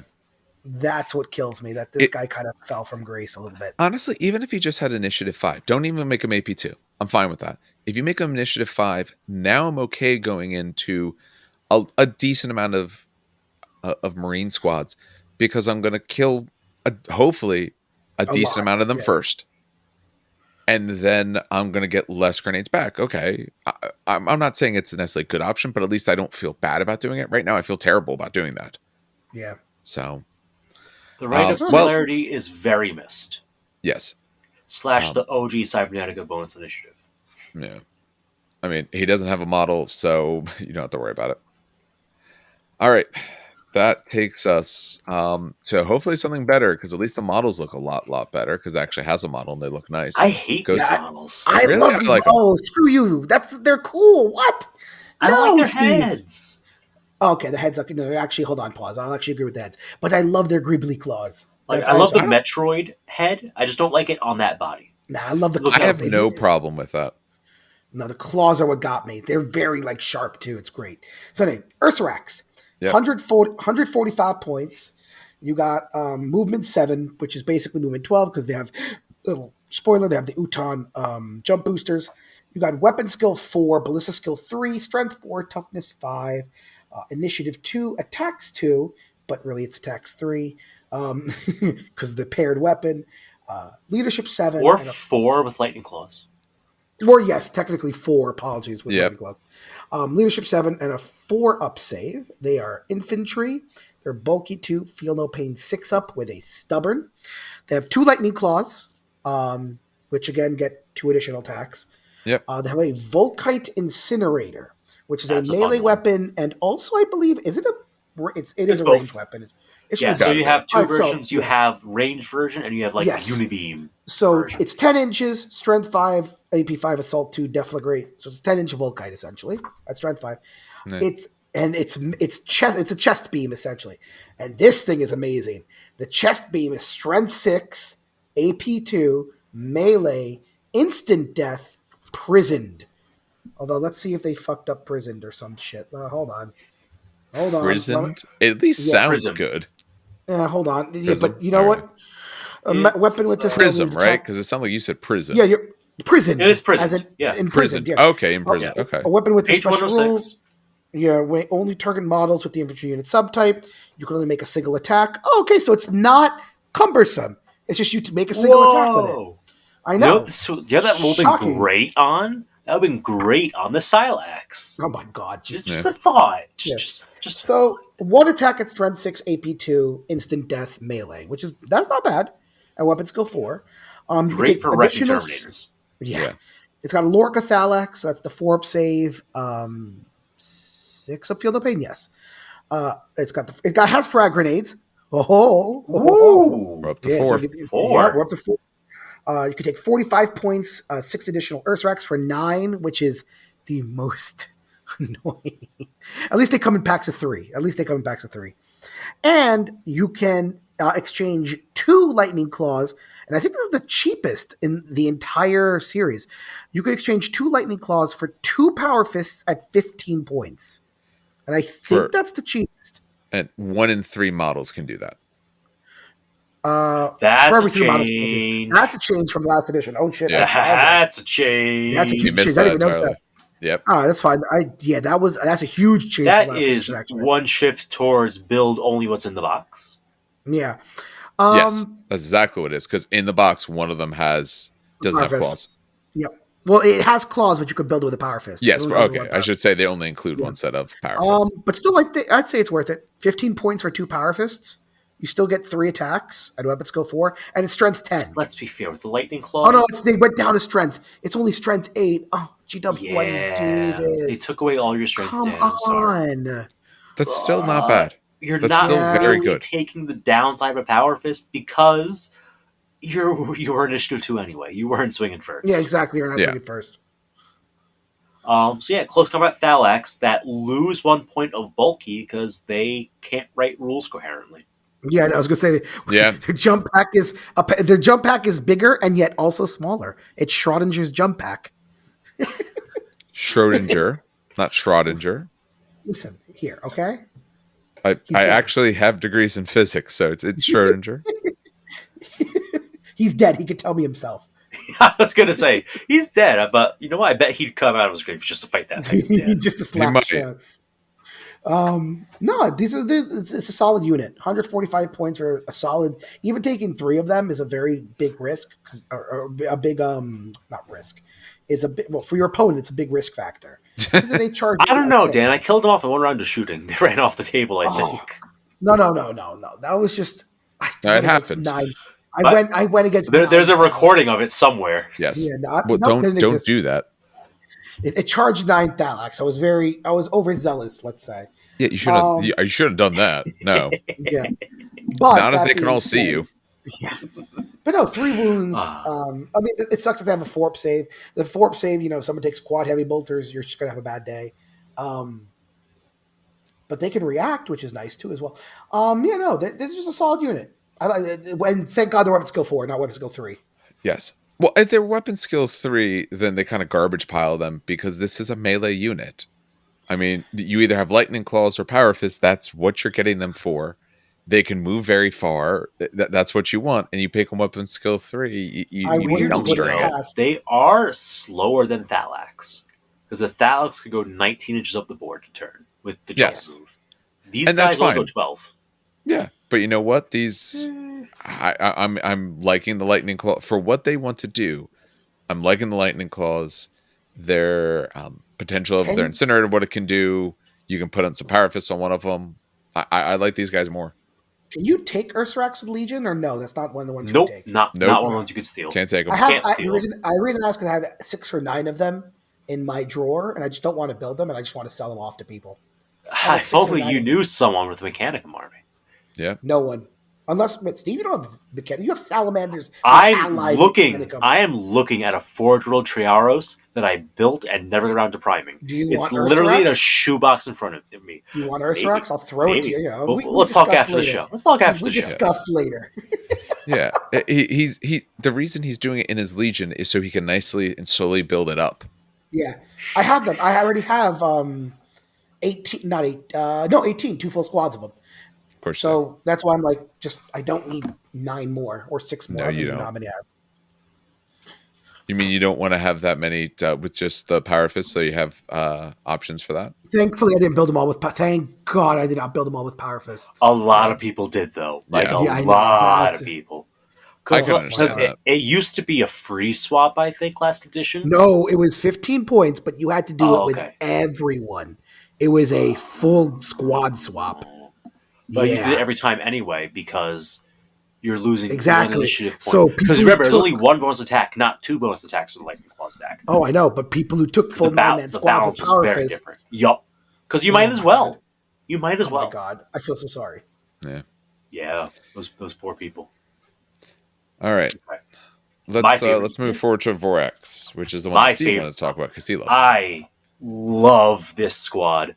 I have alluded to this before. They have changed significantly with the new edition. They used to be hunter-killer robots, as in, I'm going to find something and destroy it with AP2 close combat attacks at Initiative 5. That is no longer what they do.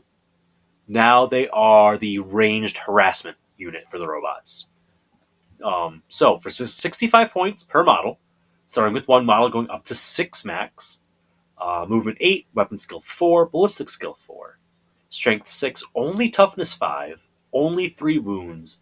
Initiative 4, 3 attacks, goes up to 4 because it has 2 combat weapons. Leadership 7 and a 3-up save.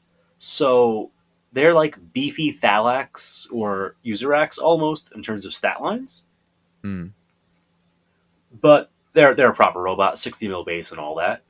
Like I said, you start with just 1 for the 65 points. You get up to 5 more for 6. They come with 2 power blade arrays with inbuilt rotor cannons. So that's 2 rotor cannons per guy for 8 rotor shots. That's where the range harassment comes in. And they get a lightning gun, which helps, definitely helps. And an automatic deflector for that 5-up invulnerable save, and the D3 instead of just dying when you get instant death. They are cybernetica, and they are light, which means that when they run, they can snap shoot all their guns. And they get a bonus inch to the run, because they count their initiative as 1 point higher during all run and reaction moves. So if they run, they're going 13 inches up the board. It's a beautiful thing. Sorry, I maybe lied. further. Fleet too. They go 15. They're fleet too. Yeah, they go 15 up the board when they run. So they are fast. They have Hammer of Wrath 1 for the lulls, and they have Scout for that 6-inch pregame move, or you could outflank them. In terms of options, for every 3 models in the unit, 1 may take an IRAD Cleanser for 10 points. It used to be really great last edition, but it came on only 1 in 3 models. Now you have 1 in 3 models, and it's not as appealing as it used to be. It's not worth it. And you could take Paragon of Metal, which would give you Weapon Skill 5 and 4 wounds, which is nice.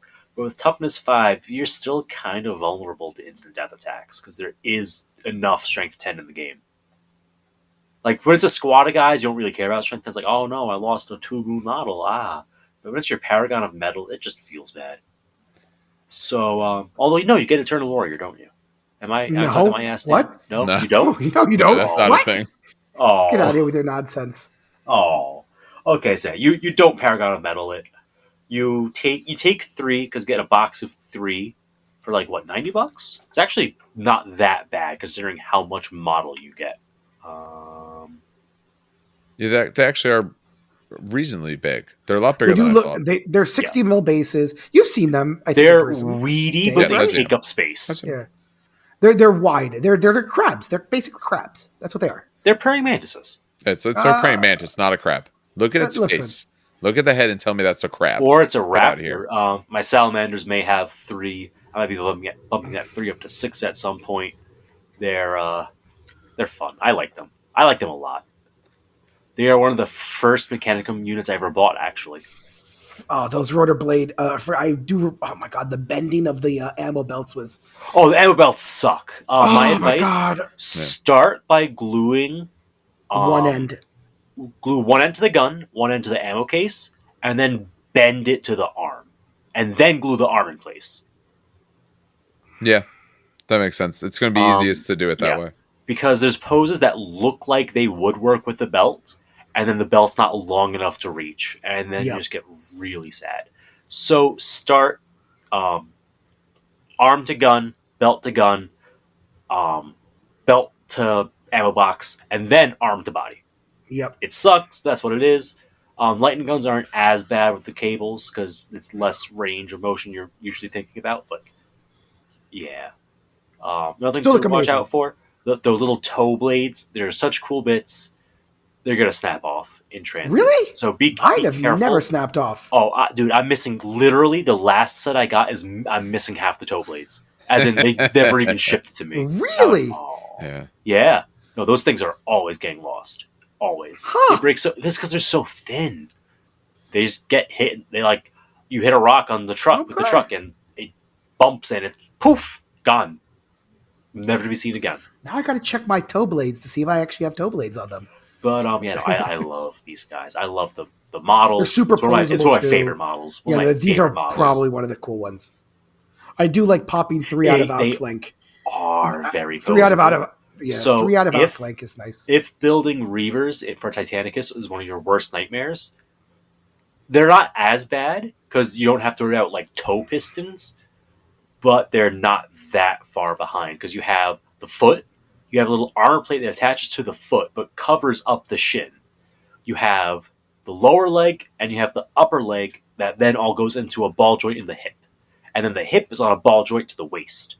So, very posable in the legs. Just dry fit it, blue tack it, and then slowly go back and actually glue it, is my advice there. But I love them. For points for what you get, I don't think it's bad. Dollars for what you get is not bad either. Yeah. No, they're overall, they feel like they're pretty good. Yeah, outflanking, I think, is great for these guys. I think that's definitely what they probably want to be doing. Yeah, and Marines could take them. Yeah. They got to take them as fast from the Rite of War or in the HQ slot with the Praevian. If they're in the HQ slot, they gain your Legion traits. So if you have a Legion trait that really wants some AP for rending breaching 5-up blades, or a ton of pinning shots. This could be an option. Maybe Night Lords could find a use with the pinning. Yeah. That's what I was thinking. Night Lords, because you might not get that bonus. Imperial Fists. Pinning is something they want.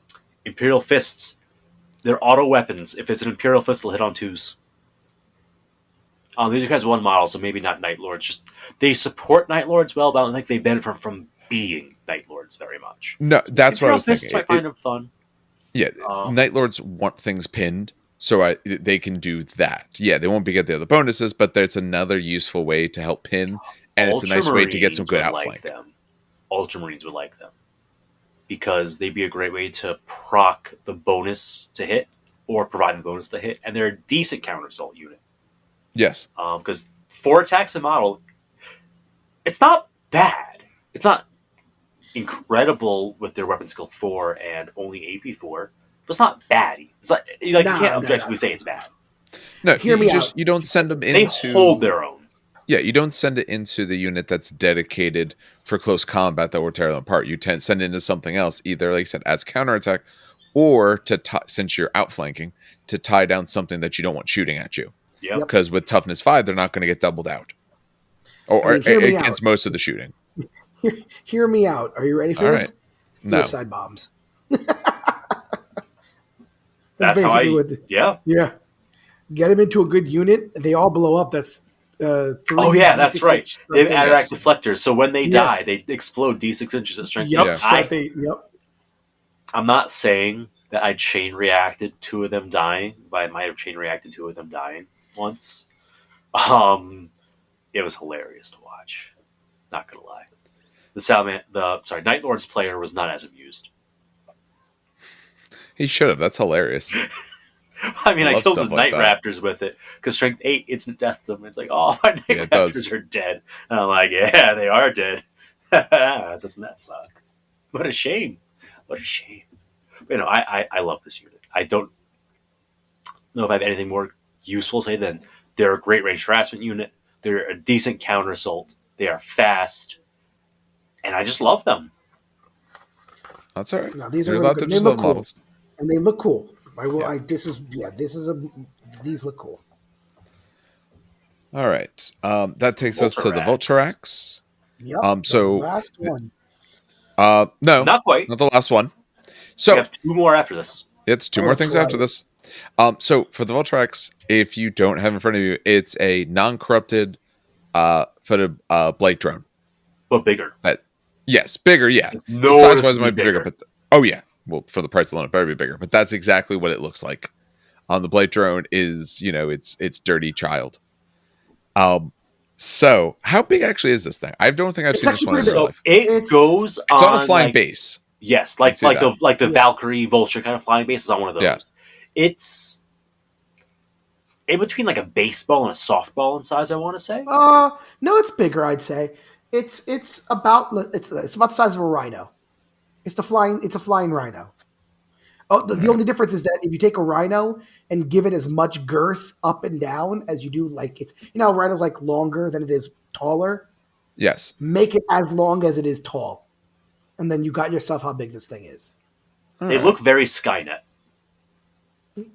They're pretty big. Is it just they're pretty big? Like, they're chunky. They have a very Skynet look to them. Yeah. All right, so one of these guys is going to run 125 points. He's got a move of 8 base, weapon skill 3, blows skill 5, so shoots pretty well. Strength 4, but toughness of 6 with 4 wounds, so better for survivability. Initiative 3 to attack, 7 leadership, sure, but actually has a 3-up save, which is good. It's an automata, it's anti-grav and cybernetica. Has an arc blaster, and I'll wait for Dan to tell me what that does. Already 24-inch, strength 6, AP 5, heavy 4, shred, disruption 4-up. So if you hit on a 4-up, it just does glances. It's supposed to glance vehicles to death. And it'll also hurt dreadnoughts on that hit roll as well. Yes, true. All right. It's got 2 havoc launchers. We know what those do. It has the automatic deflector and Stratos thrusters. I'm guessing this is its jump pack. Yes. So Stratos thrusters. Basically, you may set its move characteristic to 16. Okay. Sorry. 16. It gains any bonuses, blah, blah, blah. In addition, it allows you to hover above the battlefield and you ignore difficult terrain and dangerous terrain at all times.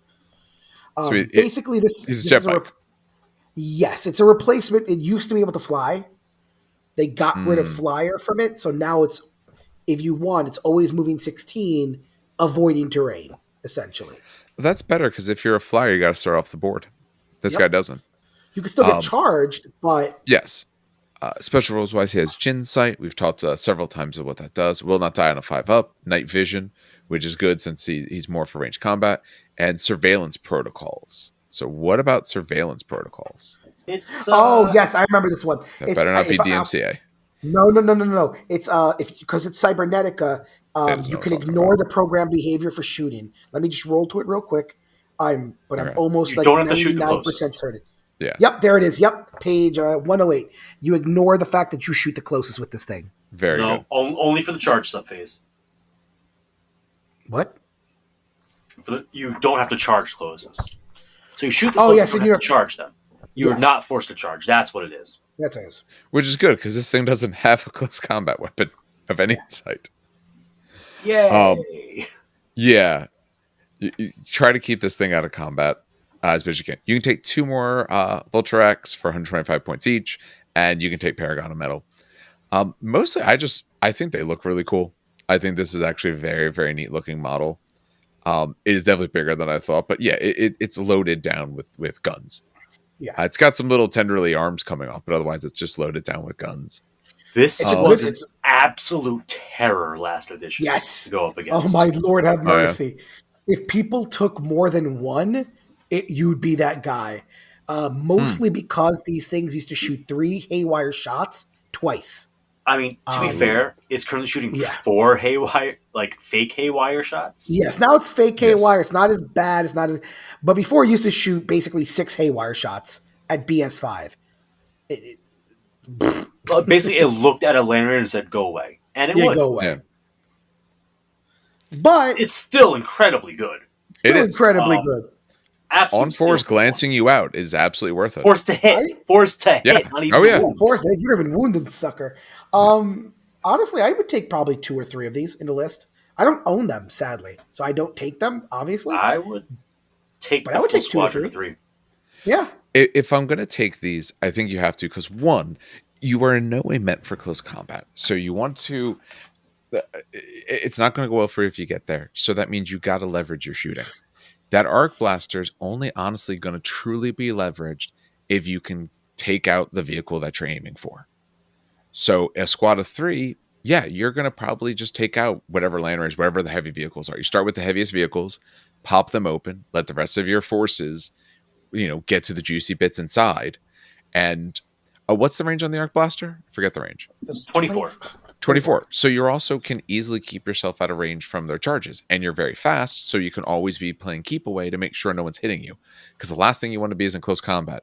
If so, you're kind of screwed at that point. But and you have night vision. Havoc launchers. You do have 2 Havoc launchers. Strength 5, AP5, small blast, twin linked. Hell yeah. The idea of that is, in case there are no tanks, you now have 4 shots with shred and also 2 small blasts. Yeah. Or potentially likely that you've killed the tanks. Yes. So I mean, it's still got guns. Yeah. That could do damage. And with night vision 24, so you can be touching their vehicles right off the bat at 24 inches. Your toughness 6 with 4 wounds. So even if you're going against a land raider that one, it's not going to shoot you back. But if you're going against something that has options to shoot you back, it's not going to be taking you out easily. If you decide to go against other units with the toughness 6 and 4 wounds, it's going to be tough to actually take you down. These things I actually do like a lot, but yeah, I would say if I was going to run it, I'd run a minimum 2, but realistically I'd want to run 3, because that's still not bad points wise. No, it isn't. Does Paragon of Metal really wouldn't do much for you, would it? +1 weapon skill, which you don't care about. Don't worry about that.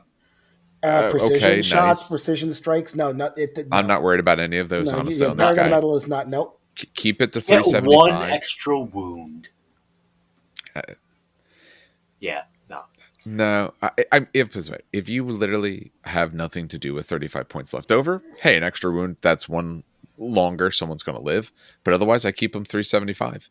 That's not bad for what you can do. And at that cost, you're going to take down vehicles of the same price or a little bit higher, and you can do it multiple rounds. Okay, really dumb question time. Ready? Yeah. All right. Can you put a Primus Medicae onto a jet bike? Oh, I gotta look. Off the top of your head, because I don't have that book handy. I have the book next to me because I have no idea. I don't have a Primus Medicae. What stupid thing are you thinking? If you're best friends allegiance level, you could join friendly squads. A Primus Medicae lets you re-roll it will not die for his unit.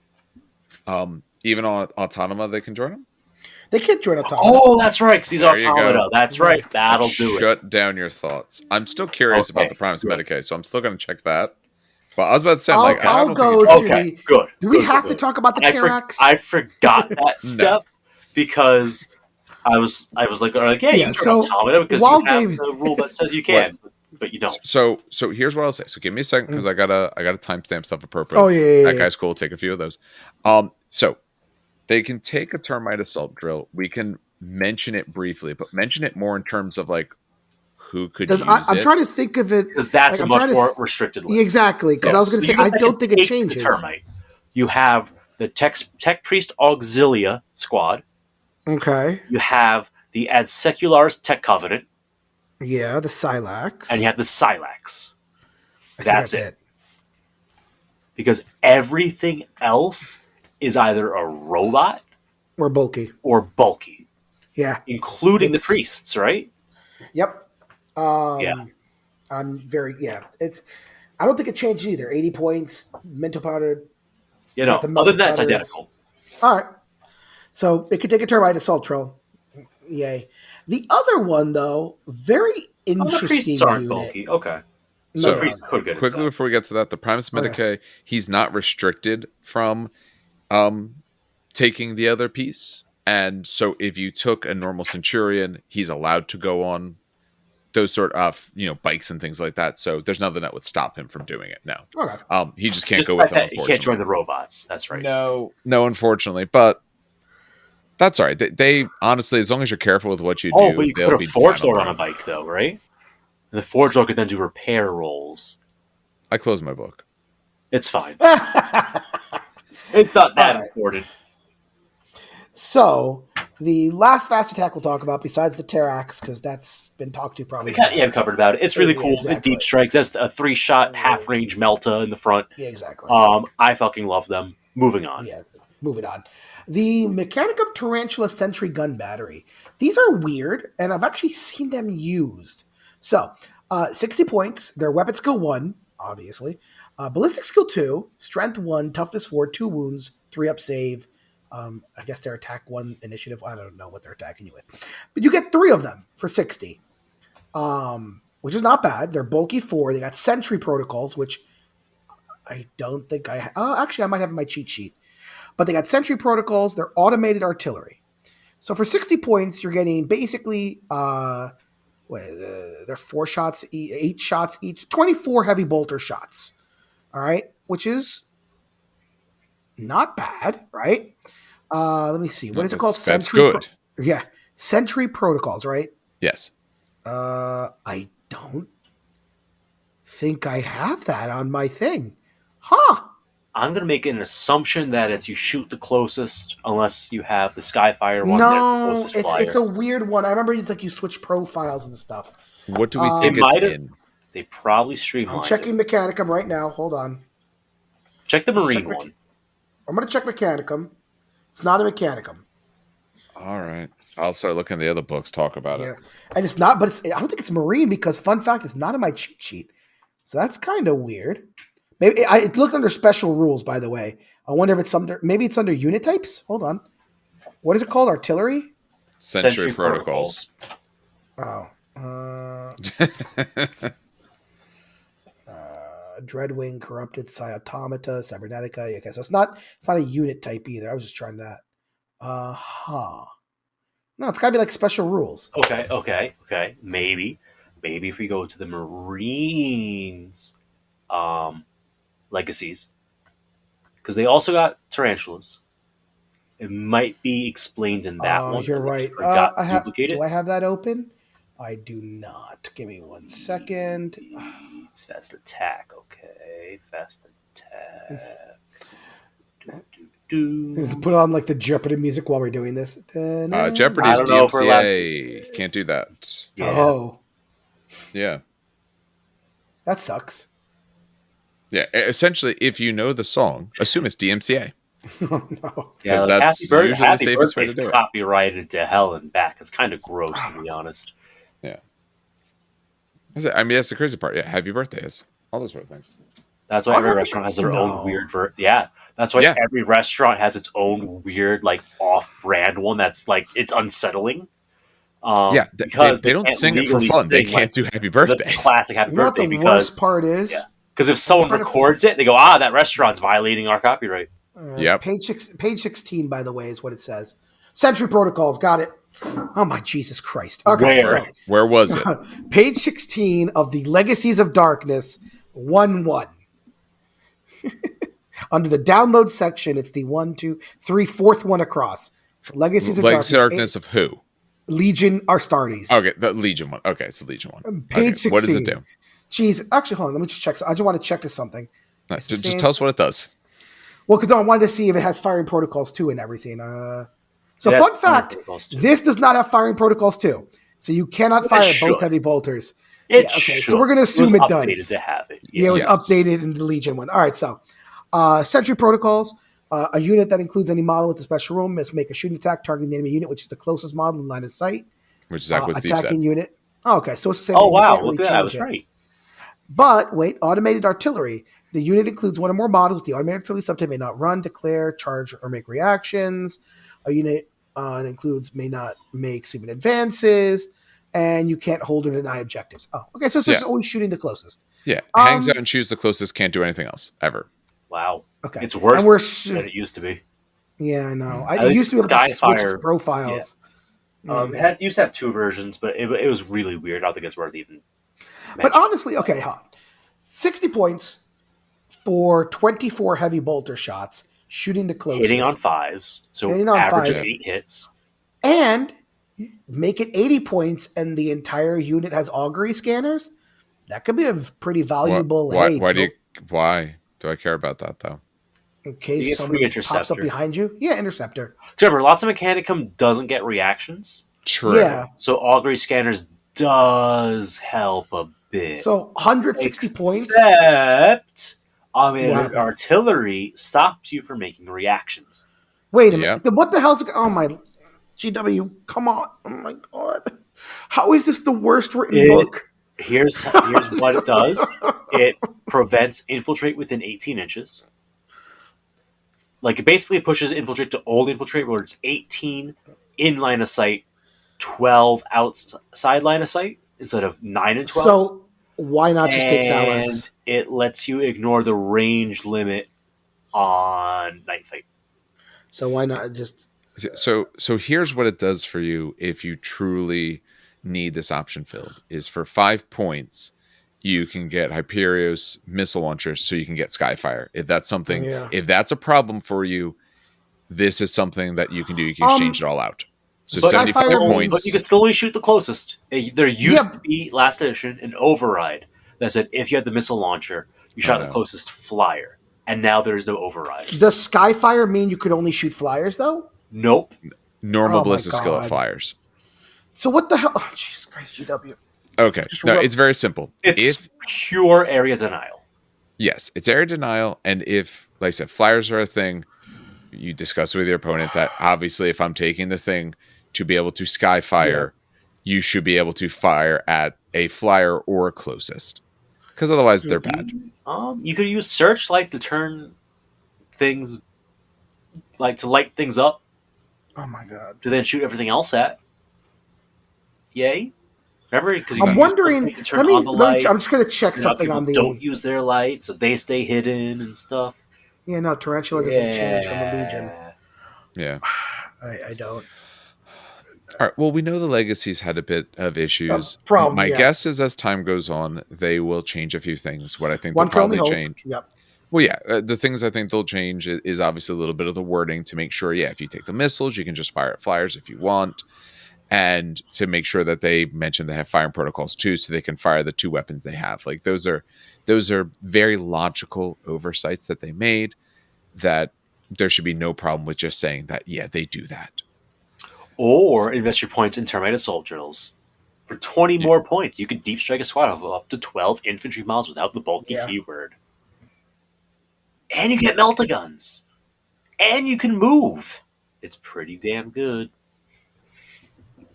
They're there because it's a model that people have. This is for inclusion purposes only, essentially. Yup. And the shame is because they're kind of cool looking. I do like it, and I do like the idea of it. They don't do much. If anything, they're cool terrain. I mean, I hate to be like that, but they're really cool terrain. Yeah. Especially because when we talked through fast options, you only get 3 spots, and they have some pretty good fast, depending on what it is that you want to take. Or, I mean, it's cheap, but I'm just thinking you're just not going to have the spare points for it. Like, Vultarax, we talked about good. Vorax, we talked about being really good. Ursarax, they fit a really good point. You have really good options, or you're going to take a bunch of bolters. This is not an army that feels like, to me, that you're struggling for, weapons. For strength 5 AP4, you're not at all hurting for strength 5 AP4 in this army. No. And also, when you look at their stats also, like, let's assume, okay, you're putting shooting at this, that means he's not shooting at my blank. Sure. But if I have no other shots and I could fire at these things, they're not reacting, and their toughness 4 at 2 wounds. And there is missions, especially depending on if you're running campaign style play, there might be more of them. But there's missions that care about number of units killed. It's cheap, but I can kill it pretty easy. I'm not really worried about what it does. And if it's shooting at me, I could even react back. If I have multiple reactions and you're not in the good spacing, I could actually kill it on the reaction. So that's a shame because they look cool. Yeah. At least it's good terrain. Like, it looks good on a terrain. Like, it looks good on like a nice trench table, Good terrain, or good even for, here's the thing, the guns were there when the army showed up. So it's literally just firing indiscriminately into the people. So, hey, here's some terrain pieces. Neither one has it, but whoever gets closest, it's firing at them. It might kill some people. So it's, cool for a narrative fight. All right. Well, that unfortunately leads us somewhat depressingly into our final thoughts. Either of you gentlemen want to go first, talking about armies that you actually play? I mean, like I said, this is two of my favorite units came up. A unit that I used to love that kind of lost a lot of its upsides, and a unit that I never got to run. The ones that you can steal for your Marine armies, I think, are all 3 of the options are pretty solid options. Yeah. You agree with that, Dan and Dave? Yeah. Castellax are great. Vorax are great. Thallax are incredible. I mean, you just have to realize that Castellax are no longer the line pushers that they're they not. were. Yeah, they're not melee powerhouses. No, they're not the melee power, tanks that they were in first edition. They are now fire support. Clearly. Fire support, yes. They are fire support. Vorax are harassment fire support. Yep. Thallax are surprisingly good at taking ground. Yes, absolutely. Just because they move, they hit and run, and they move, they hit and run. They rend out a 4-up with their basic gun. And if you're fighting like Auxilia, who you don't care about wounding on a 2 with a reroll, then you use the spray and pray mode where you get 3 shots with the gun. Thallax, you could even take Thallax in a Solar Auxilia army. If you take their robot cohort doctrine, they have one for that too. Like, if you're going to get something that's not normally in your lineup of models, the Thallax is just phenomenal. And it's troops, it's lines. So if you're taking allied detachment, great way to do allied detachment. I cannot talk up the unit enough, and I truly believe it's going to be plastic. Yeah. So it will be. If they're plastic in this range at all, that's absolutely going to be one of the rumor engines looked a lot like the thruster on a Thallax. Yes, it did. Have we gotten that model yet? No, we have not. It wasn't today's rules lawyer dwarf, was it? No, it was not. No. Okay, No. then it's out there. It might be this. I really hope it is. Yeah. Of these of what we talked about, like I said, yeah, if you're not currently looking at going full Mechanicum, especially because maybe you're waiting for some of the plastics and all come out, Thallax are a great choice. They're a great thing to pick up and a great thing to work on because it'll fit into your armies now. And when you do say get more Mechanicum, if that's the avenue you wanted to go, you're not going to feel bad doing it. You're going to want them anyway. So they're going to help you now. They're going to be cool now, and they're going to be a staple of your army later. They even work as a 3-man unit because then they're easy to hide, and you just do hit and run with them. Late game objective grabbing or early game objective grabbing, like whatever the scenario calls for. 3 wounds apiece T5 is fairly beefy. Yeah. To me, troops are never always the most exciting. The fact that we can get excited about a troops unit is says something. But most of the fast attack I'm very excited about. I'm not too big on the Arlatax. Yeah. I'm not just big on that personally, but the other 3, again, if you were expanding into this, any one of those or multiple of those are absolutely great options. Dan, now you play this full army. Yeah, I play both Myrmidons and Cybernetica. I love Vorax. Vorax are my absolute go-to. Even though they lost their AP2, I still use them as a flanking force. Having 3 of them pop up, shooting because you could kind of select where they pop up due to outflank. Hopefully you don't roll a 1. But having them pop up really close by to like a las cannon unit or something that you want to just charge or tie down. And plus they still shoot. I mean, like that's 2 rotor guns a pop. So 3 of them popping out with their lightning guns, just great. It's amazing. Ursarax, I sadly haven't used yet, actually. I do want to start using them. I think they'd be really good with Myrmidons, in my opinion. But Ursarax seemed like really solid. You need a big unit of Ursarax, though, where they're going to get shot. I have 2 squads of 18, or 2 squads of 9 for 18 in total. Yeah, you ran like 3 against me, I think, and they you can't run them in small units, sadly. That's where we have to commit. Yes, but if you commit, they're going to do well for you. Because even a squad of 9 is what, 27 wounds? Yeah, Jesus. And then I don't own Vultarax is the problem. I don't own them, and the only reason I don't own them is because in first edition they were extremely broken. Which is why I bought Myrmidons, because 2.0 is not gonna break Myrmidons, right, guys? So I never bought if them. If anyone wants their army to get broken, just be like, "Hey Dan, you should play this army. Here's a free sample. Throw it in." Exactly. Next time that book drops, it will. Ask me what I think is going to be. Yeah, ask me what I'm buying next, and that's usually what happens. But the Vultarax I would love to pick up, maybe 2 or 3 of them, just to have them. One, because they look really cool. I've seen them in person. They're actually pretty big. They're actually bigger than you think that they are. But the fast attack is great and the troops are great. So far, the Mechanicum so far have just been mostly winners. Mostly. In my book. What I will say is model-wise, rules-wise, reasonably strong in terms of being winners. And that's clear. We can talk about the strength of the book and the parts of the... There's obviously some ways to be very bad with this book. But overall, rules-wise, pretty good. My biggest thing that I find is the models are very, at least for me personally, or maybe overall, they're very polarizing models. I find I either really like the model or I think it's absolutely dumb. You mean look-wise? Yes. There's very few models I look at where I'm like, it's a decent model. Like Thallax, I think have a really neat look. Some of their bigger robots, I think a lot of them just look really stupid. Again, I think it's literally the picture they take. Don't care about the picture. Castellax, I think they look kind of dumb. Thanatars, they look stupid. Thanatar, Dave, go home. Stop that. It's just a giant robot. Okay. With a cannon. So what is Renault? As he said, polarizing. Yes. Oh my God. No, I hate everything he said. Okay, so when I look at the Thanatar, here's the reason why I don't like him.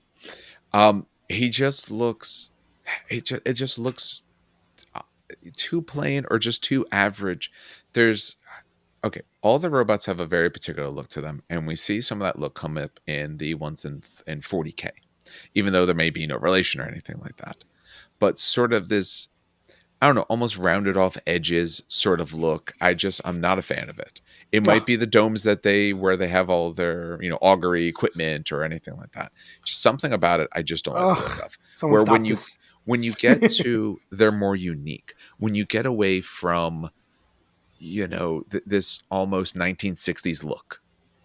When I look at some of the robots, that's what I'm thinking. I'm thinking next evolution of Lost in Space kind of things. If you watch Ray Gun Gothic, that's the term I'm looking for. Ray Gun Gothic.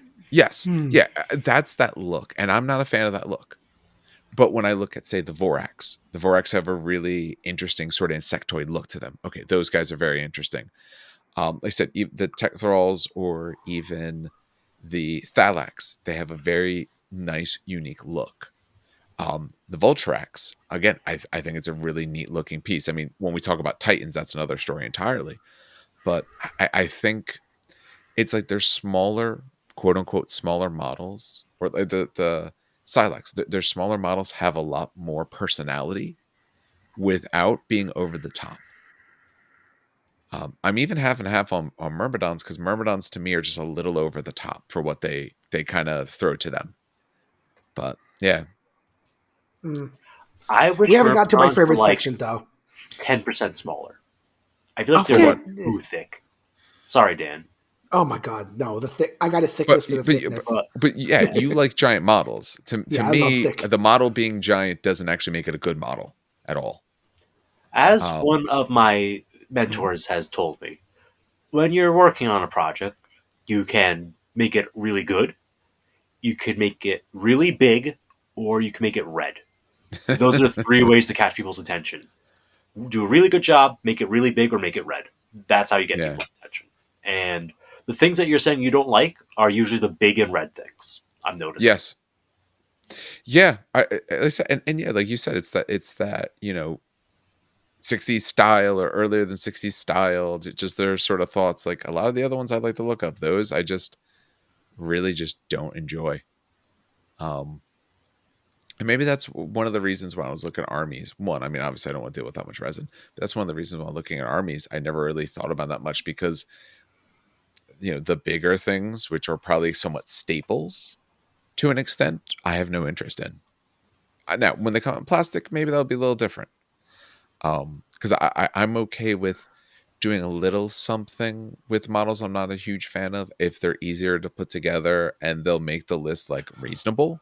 Like if it's going to be like, oh, I'm avoiding those, and man, you better be playing your list down because it's going to be real bad otherwise. Like, I don't want to necessarily be doing that, but I would, I guess Castellax. I would do some Castellax. I don't think I'd do a Thanatar at all. I don't like them. But all right. Anything further, gentlemen, before we close out for the evening? All right. Part 4, let's go. Yep. All right. That'll do it for us tonight. All right. And that'll do it for us tonight.